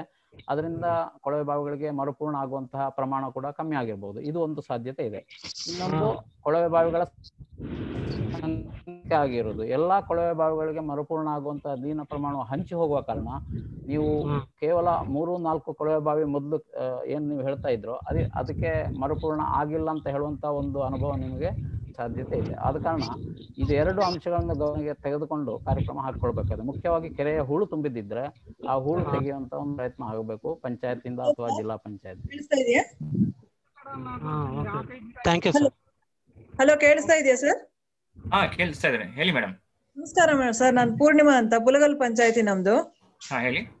ಅವ್ರು ನಮ್ ಪಕ್ಕದ ಊರವ್ರೆ. ನಾನು ಅದೇ ಕೆರೆನಲ್ಲಿ ಮಣ್ಣೆಲ್ಲ ಎತ್ತುತ್ತಾ ಇದ್ದಾರೆ ಸರ್, ಆದ್ರೂ ಪ್ರಾಬ್ಲಮ್ ಆಗ್ತಾನೆ ಇದೆ. ಹಾಗೆ ವರ್ಷ ಪಂಚಾಯತ್ ವೈಸ್ ಇಂದ ಕೆರೆಗಳಲ್ಲೆಲ್ಲ ಮಣ್ಣೆಲ್ಲ ಎತ್ತಾರೆ, ಆದ್ರೂ ರೀಚಾರ್ಜ್ ಆಗ್ತಾ ಇಲ್ಲ. ಬಾವಿಗಳಲ್ಲಿ ಆದ್ರೂ ಬೋರ್ಗಳಲ್ಲಾದ್ರೂ. ಕೇಳಿಸ್ತಾ ಸರ್? ಹಲೋ ಹಲೋ, ಕ್ವಶನ್ ಕೇಳಿದೆ ನಿಮ್ಗೆ ಸರ್. ಏನೋ ನಿಮ್ದು ರೆಸ್ಪಾನ್ಸ್ ಇದೆ, ಬಿಕಾಸ್ ಇದು ಒಂದು ಇಂಪಾರ್ಟೆಂಟ್ ರೀಚಾರ್ಜ್, ಯಾವ್ದು ರೀಚಾರ್ಜ್ ಪ್ರೋಗ್ರಾಮ್ ಅಲ್ಲಿ ಜಾಸ್ತಿ ಏನ್ ಮಾಡ್ತಾ ಇದ್ರೆ ಸಿಲ್ಟೇಷನ್ ರಿಮೂವ್ ಮಾಡ್ಬೇಕು, ಮತ್ತೆ ಡಿಗ್ಗಿಂಗ್ ಮಾಡ್ಬೇಕು, ಅದೆಲ್ಲ ಮಾಡ್ತಾ ಇದ್ದಾರೆ. ಸೊ ಅದಕ್ಕೆ ನಿಮ್ದು ಏನ್ ರೆಸ್ಪಾನ್ಸ್ ಇದೆ ಇದಕ್ಕೆ? ಬೋರ್ವೆಲ್ಗಳು ರೀಚಾರ್ಜ್ ಆಗ್ತಾ ಇಲ್ಲ. ಈವನ್ ಇದನ್ನ ಸಿಲ್ಟ್ ರಿಮೂವ್ ಮಾಡಿದ್ರು ಕೂಡ ಅಂದ್ರೆ ಅದರಲ್ಲಿ ಏನು ನಮ್ಮ ಕೆರೆ ಇರತಕ್ಕಂತ ನೀರಿನ ಒಳ ಹರಿವಿಗೂ ಮತ್ತೆ ಏನು ಬೋರ್ವೆಲ್ಗೆ ಬರತಕ್ಕಂತ ಒಳ ಹರಿವಿಗೂ ಎಲ್ಲೋ ಒಂದು ಕನೆಕ್ಷನ್ ಎಲ್ಲೋ ಇಲ್ಲ ಅಂತ ಕಾಣುತ್ತೆ. ಆ ತರ ಇದ್ದದ ಪಕ್ಷದಲ್ಲಿ ಈ ತರ ರೀಚಾರ್ಜ್ ಆಗೋ ಸಾಧ್ಯತೆ ಸ್ವಲ್ಪ ಕಡಿಮೆನೆ. ಆದ್ರೂ ಕೂಡ ಬೈ ಲಾರ್ಜ್ ಅಂದ್ರೆ ಒಂದು ಓವರ್ ಆಲ್ ಆಗಿ ಹೇಳೋದಾದ್ರೆ ಕೆರೆಯಲ್ಲಿ ನೀರು ಇದ್ರೆ ಖಂಡಿತವಾಗಿಯೂ ಅದರ ಸರೌಂಡಿಂಗ್ ಅಲ್ಲಿ ರೀಚಾರ್ಜ್ ಆಗೋ ಸಾಧ್ಯತೆ ಜಾಸ್ತಿನೇ. ಇದು ಎಲ್ಲೋ ಒಂದು ಸ್ವಲ್ಪ ಈ ತರ ಒಂದು ಸಾಧ್ಯತೆ ಬಹಳ ಕಡಿಮೆನೆ. ಅಲ್ಲಿ ಪರಿಸ್ಥಿತಿಯನ್ನ, ಅಲ್ಲಿ ಏನು ಆಕ್ಚುಯಲ್ ಪರಿಸ್ಥಿತಿಯನ್ನ ಅದನ್ನ ನಾವು ಸ್ಟಡಿ ಮಾಡೇ ಹೇಳ್ಬೇಕಾಗತ್ತೆ. ಒಂದು ಪಾಯಿಂಟ್ ಸ್ಟಡಿ ಮಾಡಿ ಅಲ್ಲಿ ಹೇಳ್ಬೇಕಾಗತ್ತೆ. ಓವರ್ ಆಲ್ ಆಗಿ ಹೇಳ್ಬೇಕು ಅಂದ್ರೆ ಡೆಫಿನೆಟ್ ಆಗಿ ಕೆರೆಗಳಲ್ಲಿ ನೀರು ಬಂದ್ರೆ ಅದರ ಕ್ಯಾಚ್ಮೆಂಟ್ ಏರಿಯಾದಲ್ಲಿ ಇರತಕ್ಕಂಥ ಬೋರ್ವೆಲ್ಗಳು ಕನಿಷ್ಠ ಅಂದ್ರೆ 50-60% ರೀಚಾರ್ಜ್ ಆಗಿ ಆಗ್ತವೆ. ಅದರಲ್ಲಿ ಯಾವುದೇ ತರ ಸಂಶಯ ಇಲ್ಲ. ಆಗ್ಲೇಬೇಕು. ಅರಸು ಅವರು ಹೇಳಿರುವಂತೆ ಇದು ಒಂದು ಒಳ್ಳೆ ಉತ್ತರ ಅದು. ಯಾಕಂದ್ರೆ ಕೆರೆಯಲ್ಲಿ ನೀರಿದ್ರೆ ರೀಚಾರ್ಜ್ ಆಗ್ಲೇಬೇಕು. ಆದ್ರೆ ನಾನು ಹೇಳಿದಾಗೆ ಸಿಲ್ಟಿಂಗ್ ಆಗಿದ್ದಿದ್ರೆ, ಕೆರೆಯಲ್ಲಿ ಹೂಳು ತುಂಬಿದಿದ್ರೆ ರೀಚಾರ್ಜ್ ಅಥವಾ ಮರುಪೂರ್ಣ ಆಗುವಂತ ಪ್ರಮಾಣ ಅಥವಾ ರೇಟ್ ಆಫ್ ರೀಚಾರ್ಜ್ ಅಂತ ನಾವು ಏನ್ ಕರಿತೀವಿ ಅದು ಕಡಿಮೆ ಆಗುವಂತ ಸಾಧ್ಯತೆ ಧಾರಾಳವಾಗಿ ಇರುತ್ತದೆ. ಅದರಿಂದ ಮರುಪೂರ್ಣ ಆಗುವಂತ ಪ್ರಮಾಣ ಕಮ್ಮಿ ಆಗುತ್ತೆ. ಆ ಕಮ್ಮಿ ಆದ ಪ್ರಮಾಣ ಬೋರ್ವೆಲ್ಗೆ ಮರುಪೂರ್ಣ ಆಗಿಲ್ಲ ಅಂತ ಹೇಳುವಂತ ಒಂದು ಅನುಭವ ನಮಗೆ ಬರಬಹುದು. ಇನ್ನೊಂದು ಏನಂದ್ರೆ ಬೋರ್ವೆಲ್ ಕೂಡ ಸಿಲ್ಟ್ ತುಂಬಿ ಇರಬಾರ್ದು. ಕೆಲವೊಮ್ಮೆ ಏನಾಗುತ್ತೆ ಅಂದ್ರೆ ಹಳೆ ಬೋರ್ವೆಲ್ಗಳಲ್ಲಿ ಸಿಲ್ಟ್ ತುಂಬಿದ್ರೆ ನಾವು ಫ್ರಾಕ್ಚರ್ಸ್ ಅಥವಾ ಬಿರುಕುಗಳು, ಗ್ಯಾಪ್ಗಳು ಅಂತ ಏನು ಹೇಳ್ತೇವೆ ಅದು ಕೂಡ ಅದು ಸಿಲ್ಟ್ ಆಗಿ ತುಂಬಿ ಹೋಗಿರ್ತದೆ. ಆವಾಗ ಏನಾಗುತ್ತೆ ಅಂದ್ರೆ ಕೆರೆಯಿಂದ ಮರುಪೂರ್ಣ ಆಗುವಾಗ ಅದರ ಲಾಭ ಆ ಕೊಳವೆ ಬಾವಿಗೆ ಬರದೇ ಇರುವಂತಹ ಚಾನ್ಸಸ್ ಕೂಡ ಇದೆ. ಆದ ಕಾರಣ ಇದು ಎಲ್ಲ ರೀತಿಯ ಒಂದು ಅಧ್ಯಯನ ಬೇಕಾಗುತ್ತೆ. ಆದರೆ ಕೆರೆಯಲ್ಲಿ ನೀರಿದ್ರೆ ಮರುಪೂರ್ಣ ಆಗೋದಂತೂ ಖಂಡಿತ, ಮರುಪೂರ್ಣ ಆದ್ರೆ ಅದರಿಂದ ಕೊಳವೆ ಬಾವಿಗಳಿಗೆ ಲಾಭ ಆಗೋದಂತೂ ಖಂಡಿತ.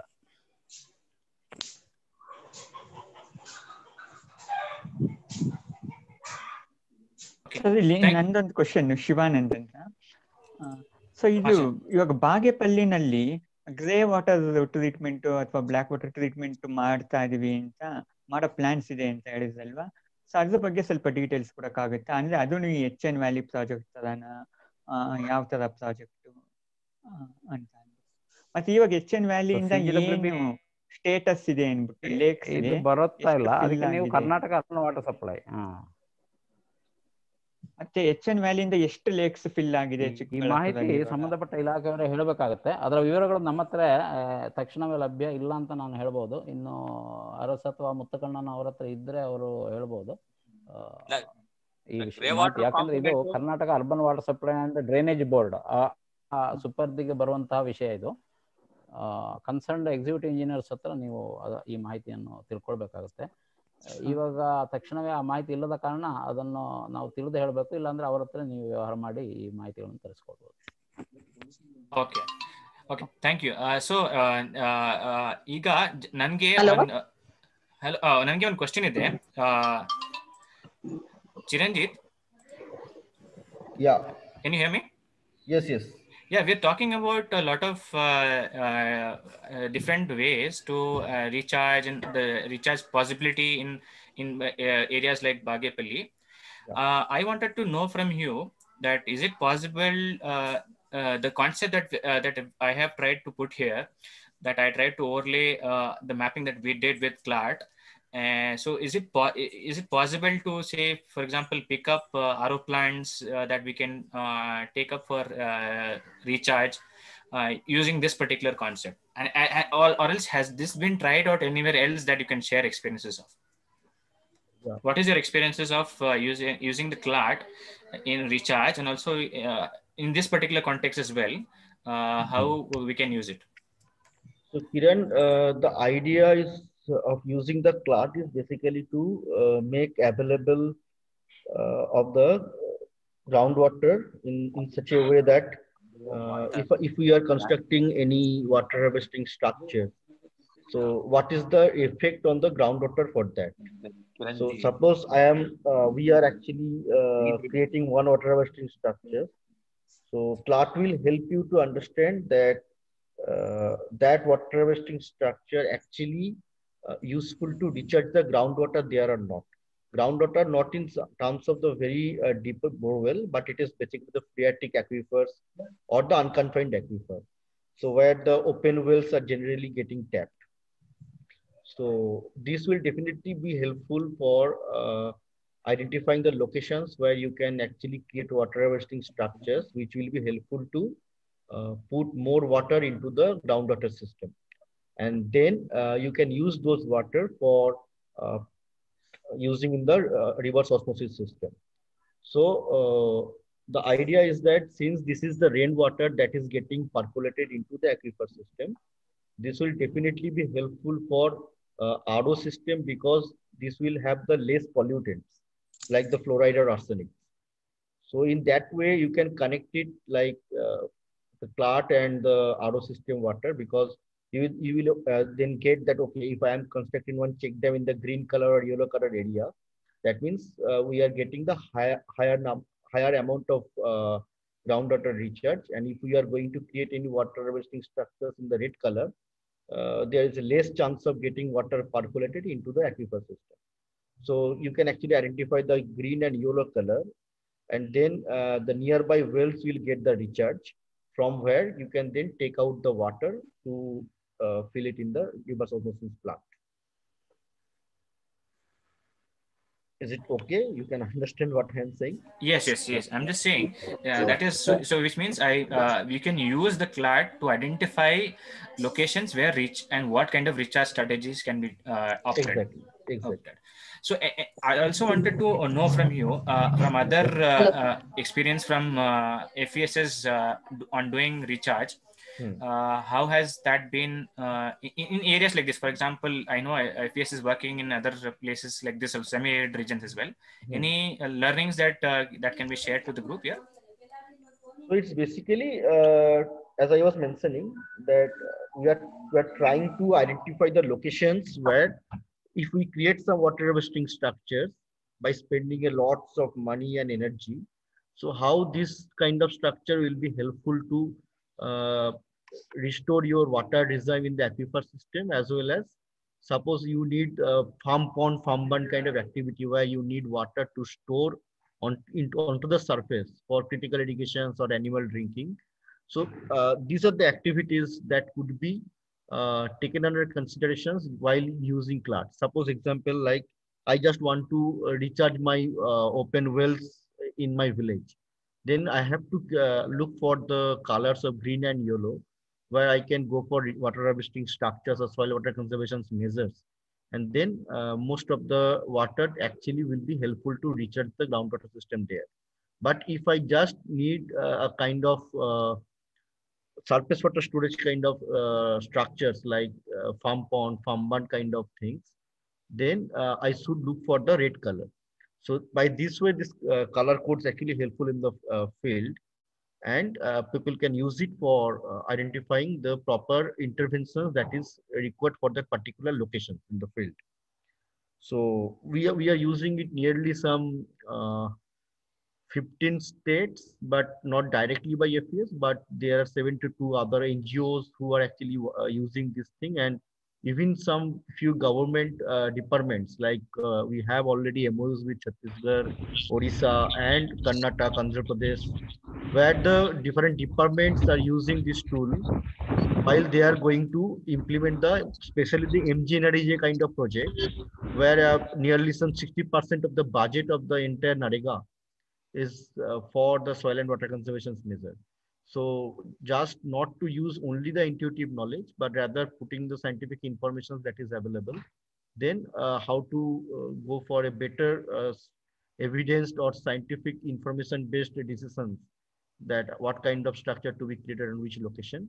So there CLART is actually helping. And while it is connecting to the cases of Bagepalli, what you are mentioning here, so if I want to connect it in this way, that okay, the color coded map will be helpful for you to identify the zones where different kind of interventions could be taken for recharge purposes to increase the water level there. Because anyway, the RO plants will be requiring the huge amount of water to be filtered by the system. So that means you have to have a good amount of water also be present across the year in the well. So if I have to create some water harvesting structures which will be helpful to recharge the groundwater regime in those locations, then the CLART will be helpful there to identify by the colors of green and yellow, which are basically has been prepared on the basis of their local geological conditions, slope, and land use land cover, and we'll get to know that which is the locations for best suitable locations to create the water harvesting structures, which will be helpful for recharging the groundwater design. So in that way, this will be helpful in not only for the RO plants, but also in the village level decision making, where people can use this tool for increase the groundwater level in the open wells nearby, or if it is for different purpose like the critical irrigations or animal drinking, then that will be also helpful by this red colored zones to identify what kind of interventions to be done. Thank you, Chiranjit, for this explanation. Thank you. Sir ನಮ್ದೊಂದು ಪ್ರಶ್ನೆ. Okay madam ಹೇಳಿ. Sir RO plant ಪಕ್ಕದಲ್ಲಿ ಒಂದು recharge ಆಗದೆ ಇರೋಂತ borewell ಇರುತ್ತೆ. ಆ waste water ಇರುತ್ತಲ್ಲ, ಆ ವಾಟರ್ ನ ರೀಚಾರ್ಜ್ ಮಾಡಿಸ್ಬೋದಾ ಸರ್ ಇದ್ರಲ್ಲಿ ಆ ಬೋರ್ವೆಲ್ಗೆ? CGWB team. ಹಲೋ ಕೇಳ್ತಾ ಇದೆಯಾ? ಹೇಳಿ. ಉತ್ತರ ಕೊಡ್ತೀರಾ ಇದಕ್ಕೆ? ಖಂಡಿತ RO ವೇಸ್ಟ್ ವಾಟರ್ ಏನ್ ಬರುತ್ತೆ ಅದನ್ನ ರೀಚಾರ್ಜ್ ಮಾಡಬಹುದು ಪಕ್ಕದಲ್ಲಿ ಬೋರ್ವೆಲ್ ನ. ಅದಕ್ಕೆ ಮುಂಚೆ ಬೋರ್ವೆಲ್ ನ ಎಲ್ಲಾ ವಿಷಯಗಳು ತಿಳ್ಕೊಬೇಕು. ಅಂದ್ರೆ ಅದರಲ್ಲಿ ಎಲ್ಲಿನ ತನಕ ನಮ್ಮ ವೆದರ್ಡ್ ಝೋನ್ ಅಂತ ಏನಿದೆ, ಅಂದ್ರೆ ರೀಚಾರ್ಜ್ ಮಾಡತಕ್ಕಂತ ಝೋನ್ ಅಂತ ಏನಿರ್ತೀವಿ ಅದು ಎಲ್ಲಿ ತನಕ ಇದೆ, ಎಷ್ಟು ಆಳ ತನಕ ಇದೆ ಅದನ್ನ ನೋಡ್ಬೇಕಾಗುತ್ತೆ. ಮತ್ತೆ ಅಲ್ಲಿ ಏನಾದ್ರು ಫ್ರಾಕ್ಚರ್ಗಳು ಅಂದ್ರೆ ನೀರನ್ನು ಕೊಡುವಂತ ಫ್ರಾಕ್ಚರ್ಗಳು ಇದ್ವಾ, ಅವೇನ ಡ್ರೈ ಆಗಿದಾವ, ಆ ಯಾವ್ದು ಡೆಪ್ತ್ಗಳಲ್ಲಿ ಇತ್ತು, ಅದೆಲ್ಲ ವಿಷಯ ತಿಳ್ಕೊಂಡು ಅದನ್ನ ಖಂಡಿತ ರೀಚಾರ್ಜ್ ಮಾಡಬಹುದು. ಸೂಟಬಲ್ ಮೆಥಡ್ ಯಾವ್ದಾದ್ರು ಬೇಕಾದ ಮೆಥಡ್ಗಳು ಇದಾವೆ, ಯಾವ್ದಾದ್ರು ಒಂದು ಸೂಟಬಲ್ ಮೆಥಡ್ ಯಾವ್ದು ಆಗುತ್ತೆ ಅಲ್ಲಿಗೆ ಆ ಪ್ರದೇಶಕ್ಕೆ ನಾನು ನೋಡಿ ಖಂಡಿತ ಮಾಡಬಹುದು recharge. Okay sir. Thank you.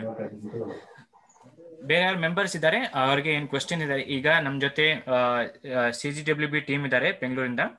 ಮತ್ತೆ ಏನೋ ಕ್ವಶನ್ FES ಅಲ್ಲಿ ಚಿರಂಜಿತ್ ಇದೆ, ಅವರು ನೀವು ಕೇಳ್ಬಹುದು.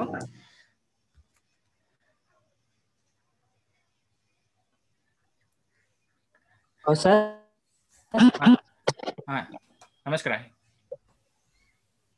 ಮಂಜುನಾಥ್ CRP ಬಾಗೇಪಲ್ಲಿ. ಹೇಳಿ ಸರ್. ನಿಯರ್ ಬೈ ಒಂದೇ ಹತ್ರ ಜಸ್ಟ್ ಒಂದು 2 meters 3 meters ನಿಯರ್ ಬೈ ಒಂದೇ 2 ಬೋರ್ವೆಲ್ಸ್ ಇದಾವೆ. ಒಂದ್ ಬೋರ್ವೆಲ್ ಅಲ್ಲಿ ಒಂಥರ ಫ್ಲೋರೈಡ್ ಸೋರ್ಸ್ ಐತೆ, ಒಂದು ಬೋರ್ವೆಲ್ ಅಲ್ಲಿ ಫ್ಲೋರೈಡ್ ಇಲ್ಲ ಸರ್. ಹೇಗೆ ಸಾಧ್ಯತೆ? ನೀವು ಆ ಬೋರ್ವೆಲ್ಗಳು ಡೆಪ್ತ್ ಮತ್ತೆ ಅಲ್ಲಿ ನೀರು ಸಿಕ್ಕಿರಕ್ಕಂತ ಆಳುಗಳು ಯಾವ್ಯಾವ ಇದೆ ಅಂತ ಹೇಳಿದ್ರೆ ಅದ್ರ ಗೊತ್ತಾಗೋಗುತ್ತೆ. ಯಾಕೆಂದ್ರೆ ಒಂದು ಬೋರ್ನಲ್ಲಿ ಸ್ವಲ್ಪ ಮೇಲೆ ಸಿಕ್ಕಿರ್ಬೋದು ನೀರು, ಅದರಲ್ಲಿ ಫ್ಲೋರೈಡ್ ಕಂಟೆಂಟ್ ವ್ಯತ್ಯಾಸ ಇರುತ್ತೆ. ಒಂದು ಬೋರ್ವೆಲ್ ನಲ್ಲಿ ನೀರು ಸ್ವಲ್ಪ ಕೆಳಗೆ ಸಿಕ್ಕಿರ್ಬೋದು. ನೀವ್ ಹೇಳಿದ ತಕ್ಷಣ 2 ಮೀಟರ್ 2 ಅಡಿಲು ಕೂಡ ಇದು ಹಾರ್ಡ್ ರಾಕ್ ಟೆರೈನ್ ಅಂತ ಹೇಳ್ತೀವಿ. ಅಂದ್ರೆ ಕಠಿಣ ಶಿಲೆಗಳಂತ ಜಾಗ ನಮ್ಮ ಕರ್ನಾಟಕ, ಅದರಲ್ಲೂ ಕೋಲಾರದಲ್ಲಿ ಇನ್ನೂ ಕಠಿಣ ಶಿಲೆಗಳಿರ್ತಕ್ಕಂಥ ಜಾಗ. ಇಲ್ಲಿ 1 ಅಡಿಗೂ ಕೂಡ ಇನ್ನೊಂದು ಅಡಿಗೂ ಕೂಡ ಬಹಳ ವ್ಯತ್ಯಾಸ ಇರುತ್ತೆ. ಡೆಪ್ತ್ ವೇರಿಯೇಷನ್ ಇದೆ ಸರ್. ಡೆಪ್ತ್ ವೇರಿಯೇಷನ್ ಇದ್ಮೇಲೆ ನೀರು ಸಿಕ್ಕಿರೋ ಆಳನು ಕೂಡ ಸ್ವಲ್ಪ ವ್ಯತ್ಯಾಸ ಇರುತ್ತೆ. ಸೊ ಆ ವ್ಯತ್ಯಾಸದ ಮೇಲೆ ಅಲ್ಲಿಗೆ ಸಂಬಂಧಪಟ್ಟ ಏನು ಸುತ್ತಮುತ್ತ ಇರತಕ್ಕಂಥ ಕಲ್ಲಿನಲ್ಲಿ ಅಂಶ ಏನಿರುತ್ತೆ ಆ ನೀರು ಬರ್ತಾ ಇರ್ತದೆ. ಸೊ ಅದ್ರ ಮೇಲೆ ಫ್ಲೋರೈಡ್ ಕಂಟೆಂಟ್ ಕೂಡ ಜಾಸ್ತಿ ಕಡಿಮೆ ಆಗೋ ಸಾಧ್ಯತೆ ಇರುತ್ತೆ. ಎಷ್ಟು ಸರ್ 1 ಮೀಟರ್ 2 ಮೀಟರ್ಸ್ ಅಷ್ಟೇ ಸರ್ ಡಿಸ್ಟೆನ್ಸ್? ಅದೇ ಹೇಳ್ದಲ್ಲ ಇವ್ರೆ, 1 ಮೀಟರ್ ಅಂದ್ರೆ 3 ರಿಂದ 3.5 ಅಡಿ ಅಂತರ ಇರುತ್ತೆ. ಇಲ್ಲಿ ಇದು ಕಠಿಣ ಶಿಲೆಗಳ ಅಂತ ಜಾಗ ನಮ್ಮ ಕರ್ನಾಟಕ. ಇಲ್ಲಿ ಒಂದು ಅಡಿಗೂ ಕೂಡ ಒಂದು ತರನಾದ ಒಂದು ಸ್ಟ್ರಕ್ಚರ್ಗಳೆಲ್ಲ ವೇರಿಯೇಷನ್ ಆಗ್ತಾ ಇರ್ತದೆ. ಆತರ ಇರ್ಬೋದು ಅದ್ರಲ್ಲಿ, ಇಲ್ಲ ಅಂತಲ್ಲ. ಅದು ಬಹಳ ಕಡಿಮೆ, ರೇರ್ ಇಂತ ಸಿಚುಯೇಷನ್. ಆದ್ರೂ ಇರೋದಂತೂ ನಿಜ ಇರುತ್ತೆ ಆತರ. ಇದೆ ಸರ್, ನಾವು ಟೆಸ್ಟ್ ಅಂತರ್ಜಲ ಗುಣದಲ್ಲಿ ವ್ಯತ್ಯಾಸ ಇರ್ತದೆ, ಅಂತರ್ಜಲ ಇಳುವರಿ ಪ್ರಮಾಣದಲ್ಲಿ ಕೂಡ ವ್ಯತ್ಯಾಸ ಇರುತ್ತೆ. ಈಗ ಮೊದಲು ಡಗ್ವೆಲ್ ಓಪನ್ ಬಾವಿ ಒಳಗಡೆ ಬೋರ್ವೆಲ್ ಹಾಕ್ತಾ ಇದ್ರು, ಅದಕ್ಕೆ ಡಗ್ ಕಮ್ ಬೋರ್ವೆಲ್ ಅಂದ್ರೆ ಓಪನ್ ಬಾವಿಯಲ್ಲಿ ಕೊಳವೆ ಬಾವಿ. ಅಂತ ಬಾವಿಯಲ್ಲಿ ಒಂದು ಬಾವಿಯ ಒಂದು ಕಡೆ ಹಾಕಿರುವಂತಹ ಬೋರ್ವೆಲ್ ಫೇಲ್ ಆಗಿರ್ಬೋದು, ಅದೇ ಬಾವಿ ಒಳಗೆ ಇನ್ನೊಂದು ಕಡೆ ಹಾಕಿರೋದು ಸಕ್ಸಸ್ ಆಗಿರ್ಬೋದು. ಇಂತಹ ಪರಿಸ್ಥಿತಿ ನಮ್ಮ ಅರಸವರು ಹೇಳಿದಾಗೆ ಕಠಿಣ ಬಂಡೆ ಪ್ರದೇಶ ಅಂತ ನಾವೇನು ಹೇಳ್ತೇವೆ, ಕಠಿಣ ಶಿಲಾ ಪ್ರದೇಶದಲ್ಲಿ ಅಂತ ಇವರು ಏನು ಹೇಳಿದ್ದಾರೆ, ಇಂಥ ಒಂದು ಪರಿಸ್ಥಿತಿ ಅದು ಸಾಮಾನ್ಯ. ಆದ ಕಾರಣ ಅಂತರ್ಜಲ ಗುಣದಲ್ಲಿ ವ್ಯತ್ಯಾಸ ಇರ್ತದೆ, ಅಂತರ್ಜಲ ಇಳುವರಿಯಲ್ಲಿ ವ್ಯತ್ಯಾಸ ಇರ್ತದೆ. 1 ಮೀಟರ್ ಇರ್ಬೋದು, 2 ಮೀಟರ್ ಇರ್ಬೋದು ಅಂತರ, ಅದರಲ್ಲಿ ಯಾವುದೇ ಸಂಶಯ ಇಲ್ಲ. ಓಕೆ ಸರ್, ಅದು ಡೆಪ್ತ್ ವೇರಿಯೇಷನ್ ಬಂದಿದ್ದಕ್ಕೆ ಅದಕ್ಕೆ ಸ್ವಲ್ಪ ನಮಗೆ ಕನ್ಫ್ಯೂಸ್ ಆಯ್ತು ಸರ್. ಅದಕ್ಕೆ ಆತನ ಇರ್ಬೋದು, ಹಾಗೆ ಇರ್ಬೋದು. Okay sir, thank you sir. Okay okay okay.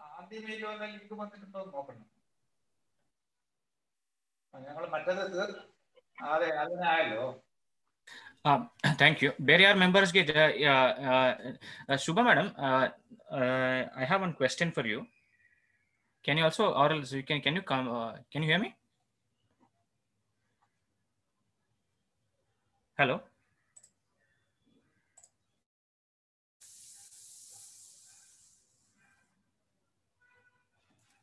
Hello, Shubha ma'am, are you there?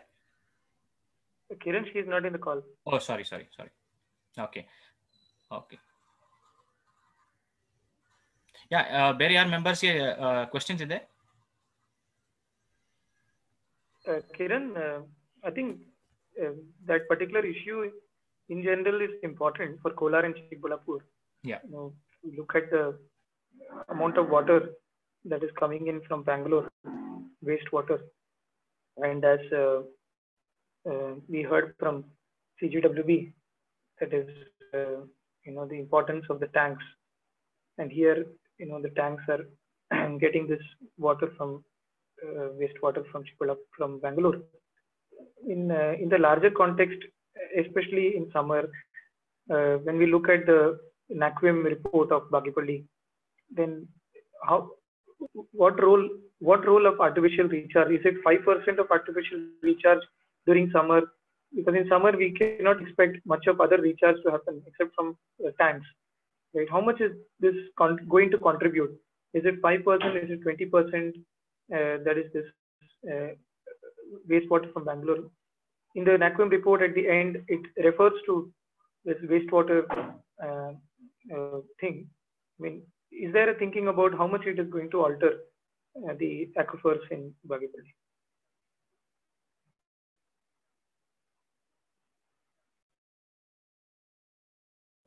It all depends upon the local hydrogeological condition.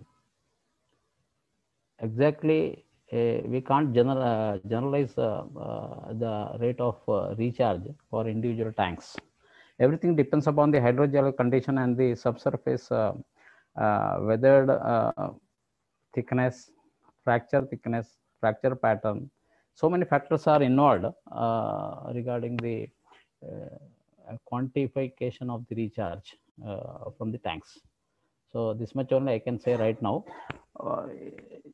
It can go even up to 20 to 30% or 40% also. Everything depends upon the subsurface hydrogeological conditions in individual areas. Okay, thank you.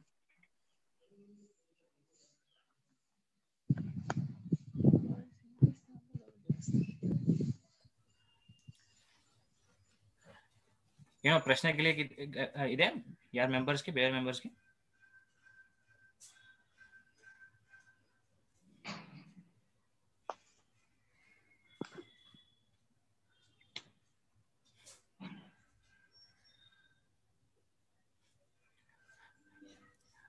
ಪ್ರಶ್ನೆ ಇಲ್ವಾ ಅಂದ್ರೆ ನಾವು already 4:10 ಆಗಿದೆ, 4:09 ಆಗಿದೆ. ನಾವು session ನಾವು close ಮಾಡ್ಬೋದು. But ನಾನು ಓಪನ್ ಮಾಡ್ತಾ ಇದ್ದೀನಿ, ಬೇರೆ ಯಾರು ಮೆಂಬರ್ಸ್ ಇದ್ದಾರೆ ಅವ್ರಿಗೆ ಏನು ಕ್ವಶನ್ಸ್ ಇದ್ದಾರೆ ಅದ್ರ ಕ್ವಶನ್ಸ್ ನೀವು ಕೇಳ್ಬೋದು. ಹಲೋ. ಹಾ ಮೇಡಮ್ ಹೇಳಿ.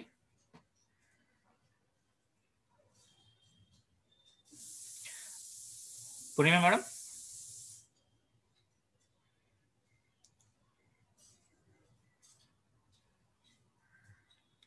Hello.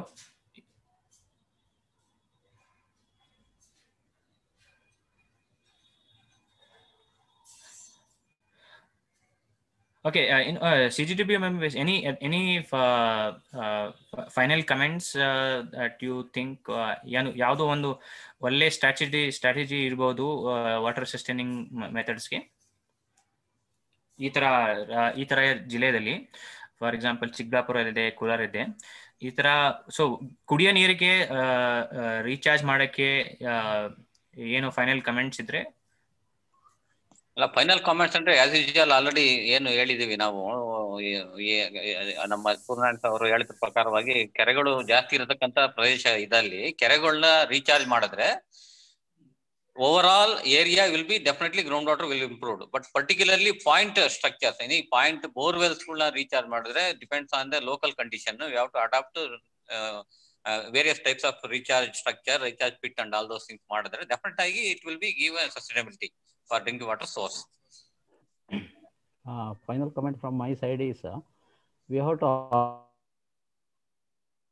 for integrated management of water resources. Just ನಾವು ರೀಚಾರ್ಜ್ ಮಾಡ್ತೀವಿ, ರೀಚಾರ್ಜ್ ಮಾಡಿದರೆ ಎಲ್ಲ ನಮ್ಮ ಪ್ರಾಬ್ಲಮ್ ಸಾಲ್ವ್ ಆಗುತ್ತೆ ಅಂತ ಹೇಳುವಂಥ ಒಂದು ಮನಸ್ಥಿತಿಯನ್ನು ನಾವು ಬದಲಿಸಬೇಕಾಗುತ್ತೆ.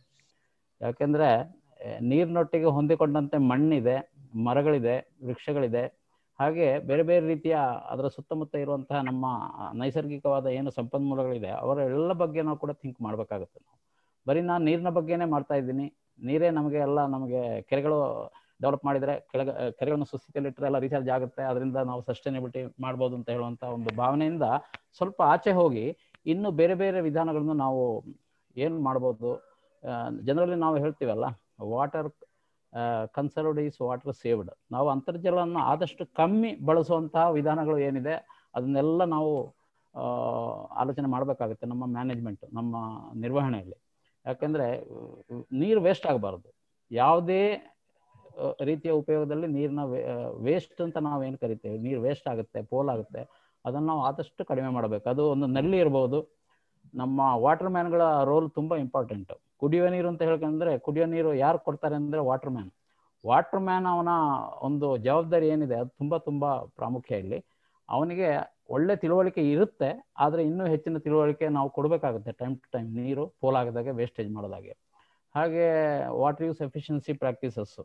ಯಾಕಂದರೆ ಅಂತರ್ಜಲದಿಂದ ನಾವು ಬೆಳೆ ಬೆಳೆಯುವಾಗ ನಾವು ಅಂತರ್ಜಲವನ್ನು ನಾವು ಪಂಪ್ ಮಾಡ್ತೀವಿ, ಉಪಯೋಗಿಸ್ತೀವಿ. ಈಗ ನಾವು water use efficiency practices like drip irrigation, micro irrigation system ಬಳಸಿದರೆ ಅಂತರ್ಜಲನ ನಾವು ಬಳಸುವ ಪ್ರಮಾಣ ಕಮ್ಮಿ ಆಗ್ಬೋದು. ಅದರಿಂದ ಅಂತರ್ಜಲ ನಾವು ಉಳಿತಾಯ ಮಾಡಿದಾಗ ಕೂಡ ಆಗುತ್ತೆ. ಆದ ಕಾರಣ ಈ ಎಲ್ಲ ದೃಷ್ಟಿಕೋನ ಇಟ್ಟುಕೊಂಡು ನಾವು ಅಂತರ್ಜಲದ ನಿರ್ವಹಣೆ ಮಾಡಬೇಕಾಗುತ್ತೆ. ಆವಾಗ ಸ್ವಾಭಾವಿಕವಾಗಿ ನಮ್ಮ ಕುಡಿಯೋ ನೀರಿನ ಒಂದು ಸುಸ್ಥಿರತೆ ಕೂಡ ಕಾಣುತ್ತೆ. ಯಾಕೆಂದ್ರೆ ನಾವು ಕುಡಿಯೋ ನೀರು ಒಂದೇ ನಾವು ಗಣನೆಗೆ ತಗೊಂಡು ಅದೊಂದೇ ಡೈರೆಕ್ಷನ್ ನಾವು ಕೆಲಸ ಮಾಡಬೇಕು ಅಂತ ಇದ್ರೆ ಬಹುಶಃ ಆ ನಿರ್ವಹಣೆ ಅದು ಸರಿಯಾದ ನಿರ್ವಹಣೆ ಅಲ್ಲ. ಎಲ್ಲಾ ರೀತಿಯ ದೃಷ್ಟಿಕೋನ ಇಟ್ಟುಕೊಂಡು ನಾವು ಸಾಕಷ್ಟು ಆಲೋಚನೆ ಮಾಡಿ ಗಮನದಲ್ಲಿ ಇಟ್ಕೊಂಡು ಜವಾಬ್ದಾರಿಯುತವಾಗಿ ನಾವು ನಿರ್ವಹಣೆ ಮಾಡಿದರೆ ಅಂತರ್ಜಲದ ಸುಸ್ಥಿರತೆ ಖಂಡಿತ ಸಾಧ್ಯ. ಅದು ಹೆಚ್ಚಿಗೆ ನಮಗೆ ಅದು ಕಷ್ಟ ಅಂತ ಅನಿಸುವಂತಹ ಒಂದು ಪ್ರಮೇಯ ಬರೋದಿಲ್ಲ ಅಂತ ಹೇಳ್ಬೋದು. Thank you sir. Thank you sir. Poornima madam, ನೀವು ಮೈಕ್ ಅನ್ಮ್ಯೂಟ್ ಮಾಡಿದ್ದೀರಾ, ಏನು ಮಾತಾಡ್ಬೇಕಾ? ಹೌದು ಸರ್, ಹೇಳಿ ಹೇಳಿ. ಅದೇ ನೀರಿನ ಅಭಾವದ ಬಗ್ಗೆ. ಕೆರೆಗಳಲ್ಲಿ ನೀರು ಮಳೆ ಬಂದಾಗ ಮಾತ್ರ ಇರೋತಾ ಇಲ್ಲ, ಹೂಳೆತ್ತುತ್ತಾ ಇದ್ದಾರೆ. ಆದ್ರೂ ಬೋರ್ಗಳಲ್ಲೆಲ್ಲ ನೀರ್ ಬರುತ್ತೆ ಅಂತ ಹೇಳಿದ್ರಲ್ವಾ, ಏನ್ ಬರ್ತಾ ಇಲ್ವಲ್ಲ ಅಂತ ನಾನು ಕೇಳ್ತಾ ಇದ್ದೀನಿ. ನಮ್ ಸುತ್ತಮುತ್ತ ಇರೋ ಕೆರೆಗಳಲ್ಲಿ ಪಂಚಾಯತ್ ವೈಸ್ ಇಂದ ಹೇಳ್ತಾರಲ್ವಾ, ಎತ್ತೋದು, ಅದು ಆರ್ಡರ್ ತಗೊಂಡು ಅವ್ರು ಮಾಡಿಸ್ತಾರೆ. ಆದ್ರೂ ಬೋರ್ವೆಲ್ಗಳಲ್ಲಿ ನೀರ್ ಬರ್ತಾ ಇಲ್ಲ. ತುಂಬಾನೇ ಬೋರ್ವೆಲ್ಗಳು ನೀರ್ ಬರ್ದೆ ನಿಂತೋಗಿದೆ. ನಾವೆಲ್ಲ ವ್ಯವಸಾಯ ಮಾಡೋರು, ಇಲ್ಲಿ ಹಳ್ಳಿಗಳಲ್ಲಿ ವ್ಯವಸಾಯಕ್ಕೆ ನೀರಿಲ್ಲ ಸರಿಯಾಗಿ. ಅದಕ್ಕೆ ಏನ್ ಅನುಕೂಲ ಮಾಡ್ಬೋದು ಅಂತ ನಾನು ಕೇಳ್ತಾ ಇದ್ದೀನಿ.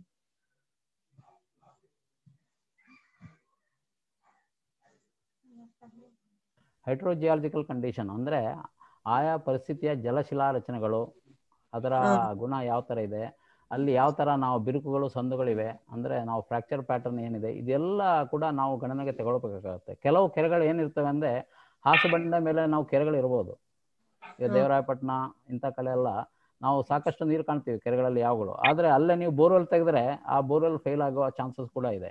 ಯಾಕೆಂದರೆ ಶಿಲಾರಚನೆಗಳ ಒಂದು ಗುಣ ಅಥವಾ ಅದರ ಮಾದರಿ ಯಾವ ಥರ ಇದೆ ಇದು ಬಹಳ ಪ್ರಾಮುಖ್ಯ ಅಂತರ್ಜಲ ಮರುಪೂರ್ಣಕ್ಕೆ. ಆದ ಕಾರಣ ಕೆರೆಗಳು ಹಾಸುಬಂಡೆ ಪ್ರದೇಶದಲ್ಲಿ, ಅಂದರೆ ಅಲ್ಲಿ ಫ್ರ್ಯಾಕ್ಚರ್ಸೇ ಇಲ್ಲ, ವೆದರ್ಡ್ ಶಿಲಾಪದರಗಳು ಶೀತಲಗೊಂಡಿಲ್ಲ, ಅಂಥ ಕಡೆ ನೀವು ಎಷ್ಟೇ ರೀಚಾರ್ಜ್ ಕೆರೆಗಳಿದ್ರೂ ಕೂಡ ಅಲ್ಲಿ ರೀಚಾರ್ಜ್ ಆಗುವಂಥ ಸಾಧ್ಯತೆ ಕಡಿಮೆ. ಬಹುಶಃ ನಿಮ್ಮ ಆ ಪ್ರದೇಶ ಆ ಸ್ವಾಭಾವಿಕವಾದಂಥ ಆ ಶಿಲಾರಚನೆಯನ್ನು ಹೊಂದಿರಬಹುದು ಅಂತ ಹೇಳೋ ಒಂದು ಸಂಶಯ ಬರ್ತಾ ಇದೆ. ಇದಕ್ಕೆ ಅಧ್ಯಯನ ಮಾಡಿನೇ ನಾವು ಹೇಳ್ಬೋದು. ಇದು ರೀಚಾರ್ಜ್ ಆಗೇ ಆಗುತ್ತೆ, ಹಾಗೆ ರೀಚಾರ್ಜ್ ಆಗಿಲ್ಲ ಕೊಳವೆ ಬಾವಿಗಳಿಗೆ ಅಂದರೆ ಅದಕ್ಕೆ ಬೇರೆ ರೀತಿಯ ಹೈಡ್ರೋಜಿಯಾಲಜಿಕಲ್ ಅಥವಾ ಶಿಲಾ ರಚನೆಗಳ ಕಾರಣಗಳು ಕೂಡ ಇರಬಹುದು. ಇದನ್ನು ನಾವು ಸ್ವಲ್ಪ 1-to-1 ಡಿಸ್ಕಸ್ ಮಾಡಿದರೆ ಹೆಚ್ಚಿನ ವಿವರಗಳು ಬರಬಹುದು. ಬಂದರೆ ನಾವು ಅದಕ್ಕೆ ಸೂಕ್ತ ಉತ್ತರಗಳನ್ನು ಕೂಡ ಕೊಡ್ಲಿಕ್ಕೆ ಸಾಧ್ಯ. ಹಾಗೆ ಆರು ಪ್ಲಾಂಟ್ಗಳು ಬೇರೆ ಕಡೆ ನಮ್ ಕಡೆ ಸ್ವಲ್ಪ ಕಡೆ ಇದೆ, ಇನ್ನೊಂದು ಬೇರೆ ಕಡೆ ಎಲ್ಲ ಹಾಕೊಡೋ ಅವಕಾಶಗಳಿದೆಯಾ ಸರ್? ಅದು ನೀವು ಜಿಲ್ಲಾ ಪಂಚಾಯತ್ ಅಂದ್ರೆ RWS ಅವರು ಅದಕ್ಕೆ ಸಂಬಂಧಪಟ್ಟವರು, ಅದು ನೀವು ಜಿಲ್ಲಾ ಪಂಚಾಯತ್ ತಾಲೂಕ್ ಪಂಚಾಯತ್ ಅವರು ತುಂಬಾ ಹಳ್ಳಿಗಳಲ್ಲಿ ಎಕ್ಸಿಕ್ಯೂಟಿವ್ ಇಂಜಿನಿಯರ್ ಹತ್ರ ಮಾತಾಡ್ಬೇಕು. ಓಕೆ ಮೇಡಮ್, ಅದೇ ನಾವು ಮಾತಾಡ್ಬೋದು. ಅದೇ ಸರ್ ಹೇಳಿದ್ರು. ಸೊ ನಾವು ಇದು ಕಾಲ್ ಆದ್ಮೇಲೆ 1-to-1 ನಾವು ಮಾತಾಡ್ಬೋದು. ಬಟ್ ಅದು ಇಂಪಾರ್ಟೆಂಟ್ ವಿಷಯ ಇದೆ, ನೀವು ಹೇಳಿದ್ರು ಇಂಪಾರ್ಟೆಂಟ್ ವಿಷಯ ಇದೆ. ಮತ್ತೆ ಕುಡಿಯೋಕೆ ನೀರಿಗೆ ಡೆಫಿನೆಟ್ಲಿ ಸರ್ ಹೇಳಿದ ಪ್ರಕಾರ ನಾವು ಗ್ರಾಮೀಣ ನೀರಿನ ಸರಬರಾಜು ಡಿಪಾರ್ಟ್ಮೆಂಟ್ಗೆ ಮಾತಾಡಬೇಕು. ಸೊ ನಾವು ಫೆಸಿಲಿಟೇಟ್ ಮಾಡ್ತೀವಿ, ನೀವು ನಮ್ಗೆ ಕಾಂಟ್ಯಾಕ್ಟ್ ಮಾಡಿ ನಾವು ಮಾತಾಡ್ತೀವಿ. Okay sir, thank you very much. Thank you sir, thank you. So ಈಗ ಬೇರೆ ಯಾರು ಪ್ರಶ್ನೆ ಇದ್ರೆ ನಾವು ಮಾತಾಡ್ಬೋದು ಅಥವಾ ನಾವು ಕಾಲ್ಗೆ ಕ್ಲೋಸ್ ಮಾಡ್ತೀವಿ. ಸರ್ ಒಂದು ಕ್ವಶನ್ ಇದೆ. ಹೇಳಿ ಸರ್, ಈಗ ಒಂದು ಬೋರ್ವೆಲ್ ಸುಮಾರು ಒಂದು 5-6 ವರ್ಷದಿಂದ ನಿಂತೋಗಿರುತ್ತೆ, ಅದರಲ್ಲಿ ಏನು ಇದಾಗ್ತಿರಲ್ಲ. ಅಂತ ಬೋರ್ವೆಲ್ ಅನ್ನ ನಾವು ರೀಚಾರ್ಜ್ ಮಾಡಿದ್ರೆ ನೀರ್ ಬರುತ್ತಾ ಅನ್ನೋದಕ್ಕೆ ಏನಾದ್ರು ಟೆಸ್ಟ್ಗಳು ಏನಾದ್ರು ಮಾಡ್ಬೇಕಾ ಅಥವಾ ಏನಾದ್ರು ಇದೆಯಾ ಅಂತ ಕೇಳಬೇಕು.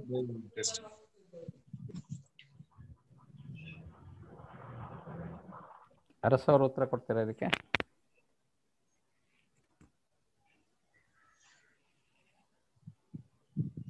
ಅರಸ್ ಅವರೇ, ಅಂದ್ರೆ ಬೋರ್ವೆಲ್ ಅಲ್ಲಿ ಕೊಳವೆ ಬಾವಿಯಲ್ಲಿ ನೀರು ಇದೆಯೋ ಇಲ್ಲೋ ಅಂತ ತಿಳಿಯೋದಕ್ಕೆ ಇಳುವರಿ ಪರೀಕ್ಷೆಗಳು ಒಂದು ಉತ್ತಮ ಸಹಕಾರಿಯಾಗಿರ್ತದೆ. ಅಂದ್ರೆ ಈಲ್ ಟೆಸ್ಟ್ ಅಂತ ನಾವೇನು ಕರಿತೀವಿ. ಫಸ್ಟಿಗೆ ನೀರು ಇದೆಯೋ ಇಲ್ವೋ ಅಂತ ನೀರಿನ ಮಟ್ಟ ನೋಡಬೇಕು. ನೀರಿನ ಮಟ್ಟ ಇದ್ರೆ ಇಳುವರಿ ಪರೀಕ್ಷೆ ಮಾಡಬೇಕು. ಇಳುವರಿ ಪರೀಕ್ಷೆ ಮಾಡಿದ್ರೆ ಅದರಲ್ಲಿ ಎಷ್ಟು ನೀರಿದೆ, ನೀರಿದೆಯಾ ಇಲ್ವಾ ಅಂತ ಹೇಳುವಂಥ ವೈಜ್ಞಾನಿಕವಾಗಿ ನಾವು ಯಾವುದೇ ಅನ್ವೇಷಣೆ ಅಧ್ಯಯನಗಳನ್ನು ಮಾಡಬೇಕು ಅಂದರೆ ಇಳುವರಿ ಪರೀಕ್ಷೆಗೆ ಇದಕ್ಕೆ ಇರುವಂಥ ಒಂದು ಉತ್ತರ ಅಷ್ಟೇ. Thank you sir. Okay. So ಈಗ ನನ್ ಇದು ಕ್ವಶನ್ಸ್ ಜಾಸ್ತಿ, ಈ ಟಾಪಿಕ್ ಬಹಳ ಇಂಪಾರ್ಟೆಂಟ್ ಇದೆ. ಎಲ್ಲ ಮೆಂಬರ್ಸ್ ಪಾರ್ಟಿಸಿಪೆಂಟ್ಸ್ ಇದೆ ಇಲ್ಲಿ, ಕ್ವಶನ್ಸ್ ಕೇಳ್ತಾ ಇದ್ರೆ ಅವ್ರಿಗೆ ಗೊತ್ತಾಗುತ್ತೆ. ಸೊ ಬಟ್ ನಾವು ಕ್ಲೋಸ್ ಮಾಡಬೇಕು ಈಗ. ಸೊ ಬೇರೆ ಏನೋ ಕ್ವಶನ್ಸ್ ಇದೆ, ನಾವು ಈ ತರ CGWP ಟೀಮ್ ಮೆಂಬರ್ಸ್ ಅವರು ಬಹಳ ನಮ್ಗೆ ಸಪೋರ್ಟ್ ಮಾಡಿದ್ದಾರೆ. ಇಲ್ಲಿ ಬೇರೆ ಬೇರೆ ಕ್ವಶನ್ಸ್ ಇಲ್ಲಿ ಕೇಳಿದ್ದಾರೆ ಪಾರ್ಟಿಸಿಪೆಂಟ್ಸ್, ಅವರೆಲ್ಲ ಕ್ವಶನ್ಸ್ಗೆ ಆನ್ಸರ್ ಕೊಟ್ಟಿದ್ದಾರೆ. ಸೊ ನಾನು ನಮ್ಮ ಇನ್ರಮ್ ಫೌಂಡೇಶನ್ ಇಂದ ಮತ್ತೆ ಎಲ್ಲ ಪಾರ್ಟಿಸಿಪೆಂಟ್ಸ್ ಇಂದ CGWB ಟೀಮ್ಗೆ ಎಲ್ಲ ಮೆಂಬರ್ಸ್ಗೆ ಧನ್ಯವಾದ ಹೇಳ್ಬೇಕಾಗಿದೆ. Thank you all for joining and sharing your knowledge with us. Thank you sir, ಧನ್ಯವಾದಗಳು.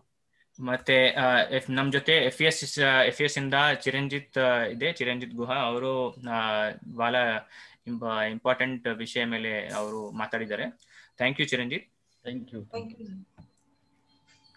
ಮತ್ತೆ ನಮ್ದು ಪಾರ್ಟಿಸಿಪೆಂಟ್ಸ್ ಇದ್ದಾರೆ ಚಿಕ್ಕಬಳ್ಳಾಪುರದಿಂದ, ಎಲ್ಲ ಬೇರೆ ಬೇರೆ ಸಂಸ್ಥೆಯಿಂದ FES ಇದ್ದಾರೆ, ಆಕ್ವೆಸಾಫ್ ಇದ್ದಾರೆ, ಬೇರೆ ಬೇರೆ ಮೆಂಬರ್ಸ್ ಇಂದ ಅವರು ಕಾಲಲ್ಲಿ ಬಂದಿದ್ದಾರೆ. ಥ್ಯಾಂಕ್ ಯು ಎಲ್ಲರಿಗೆ.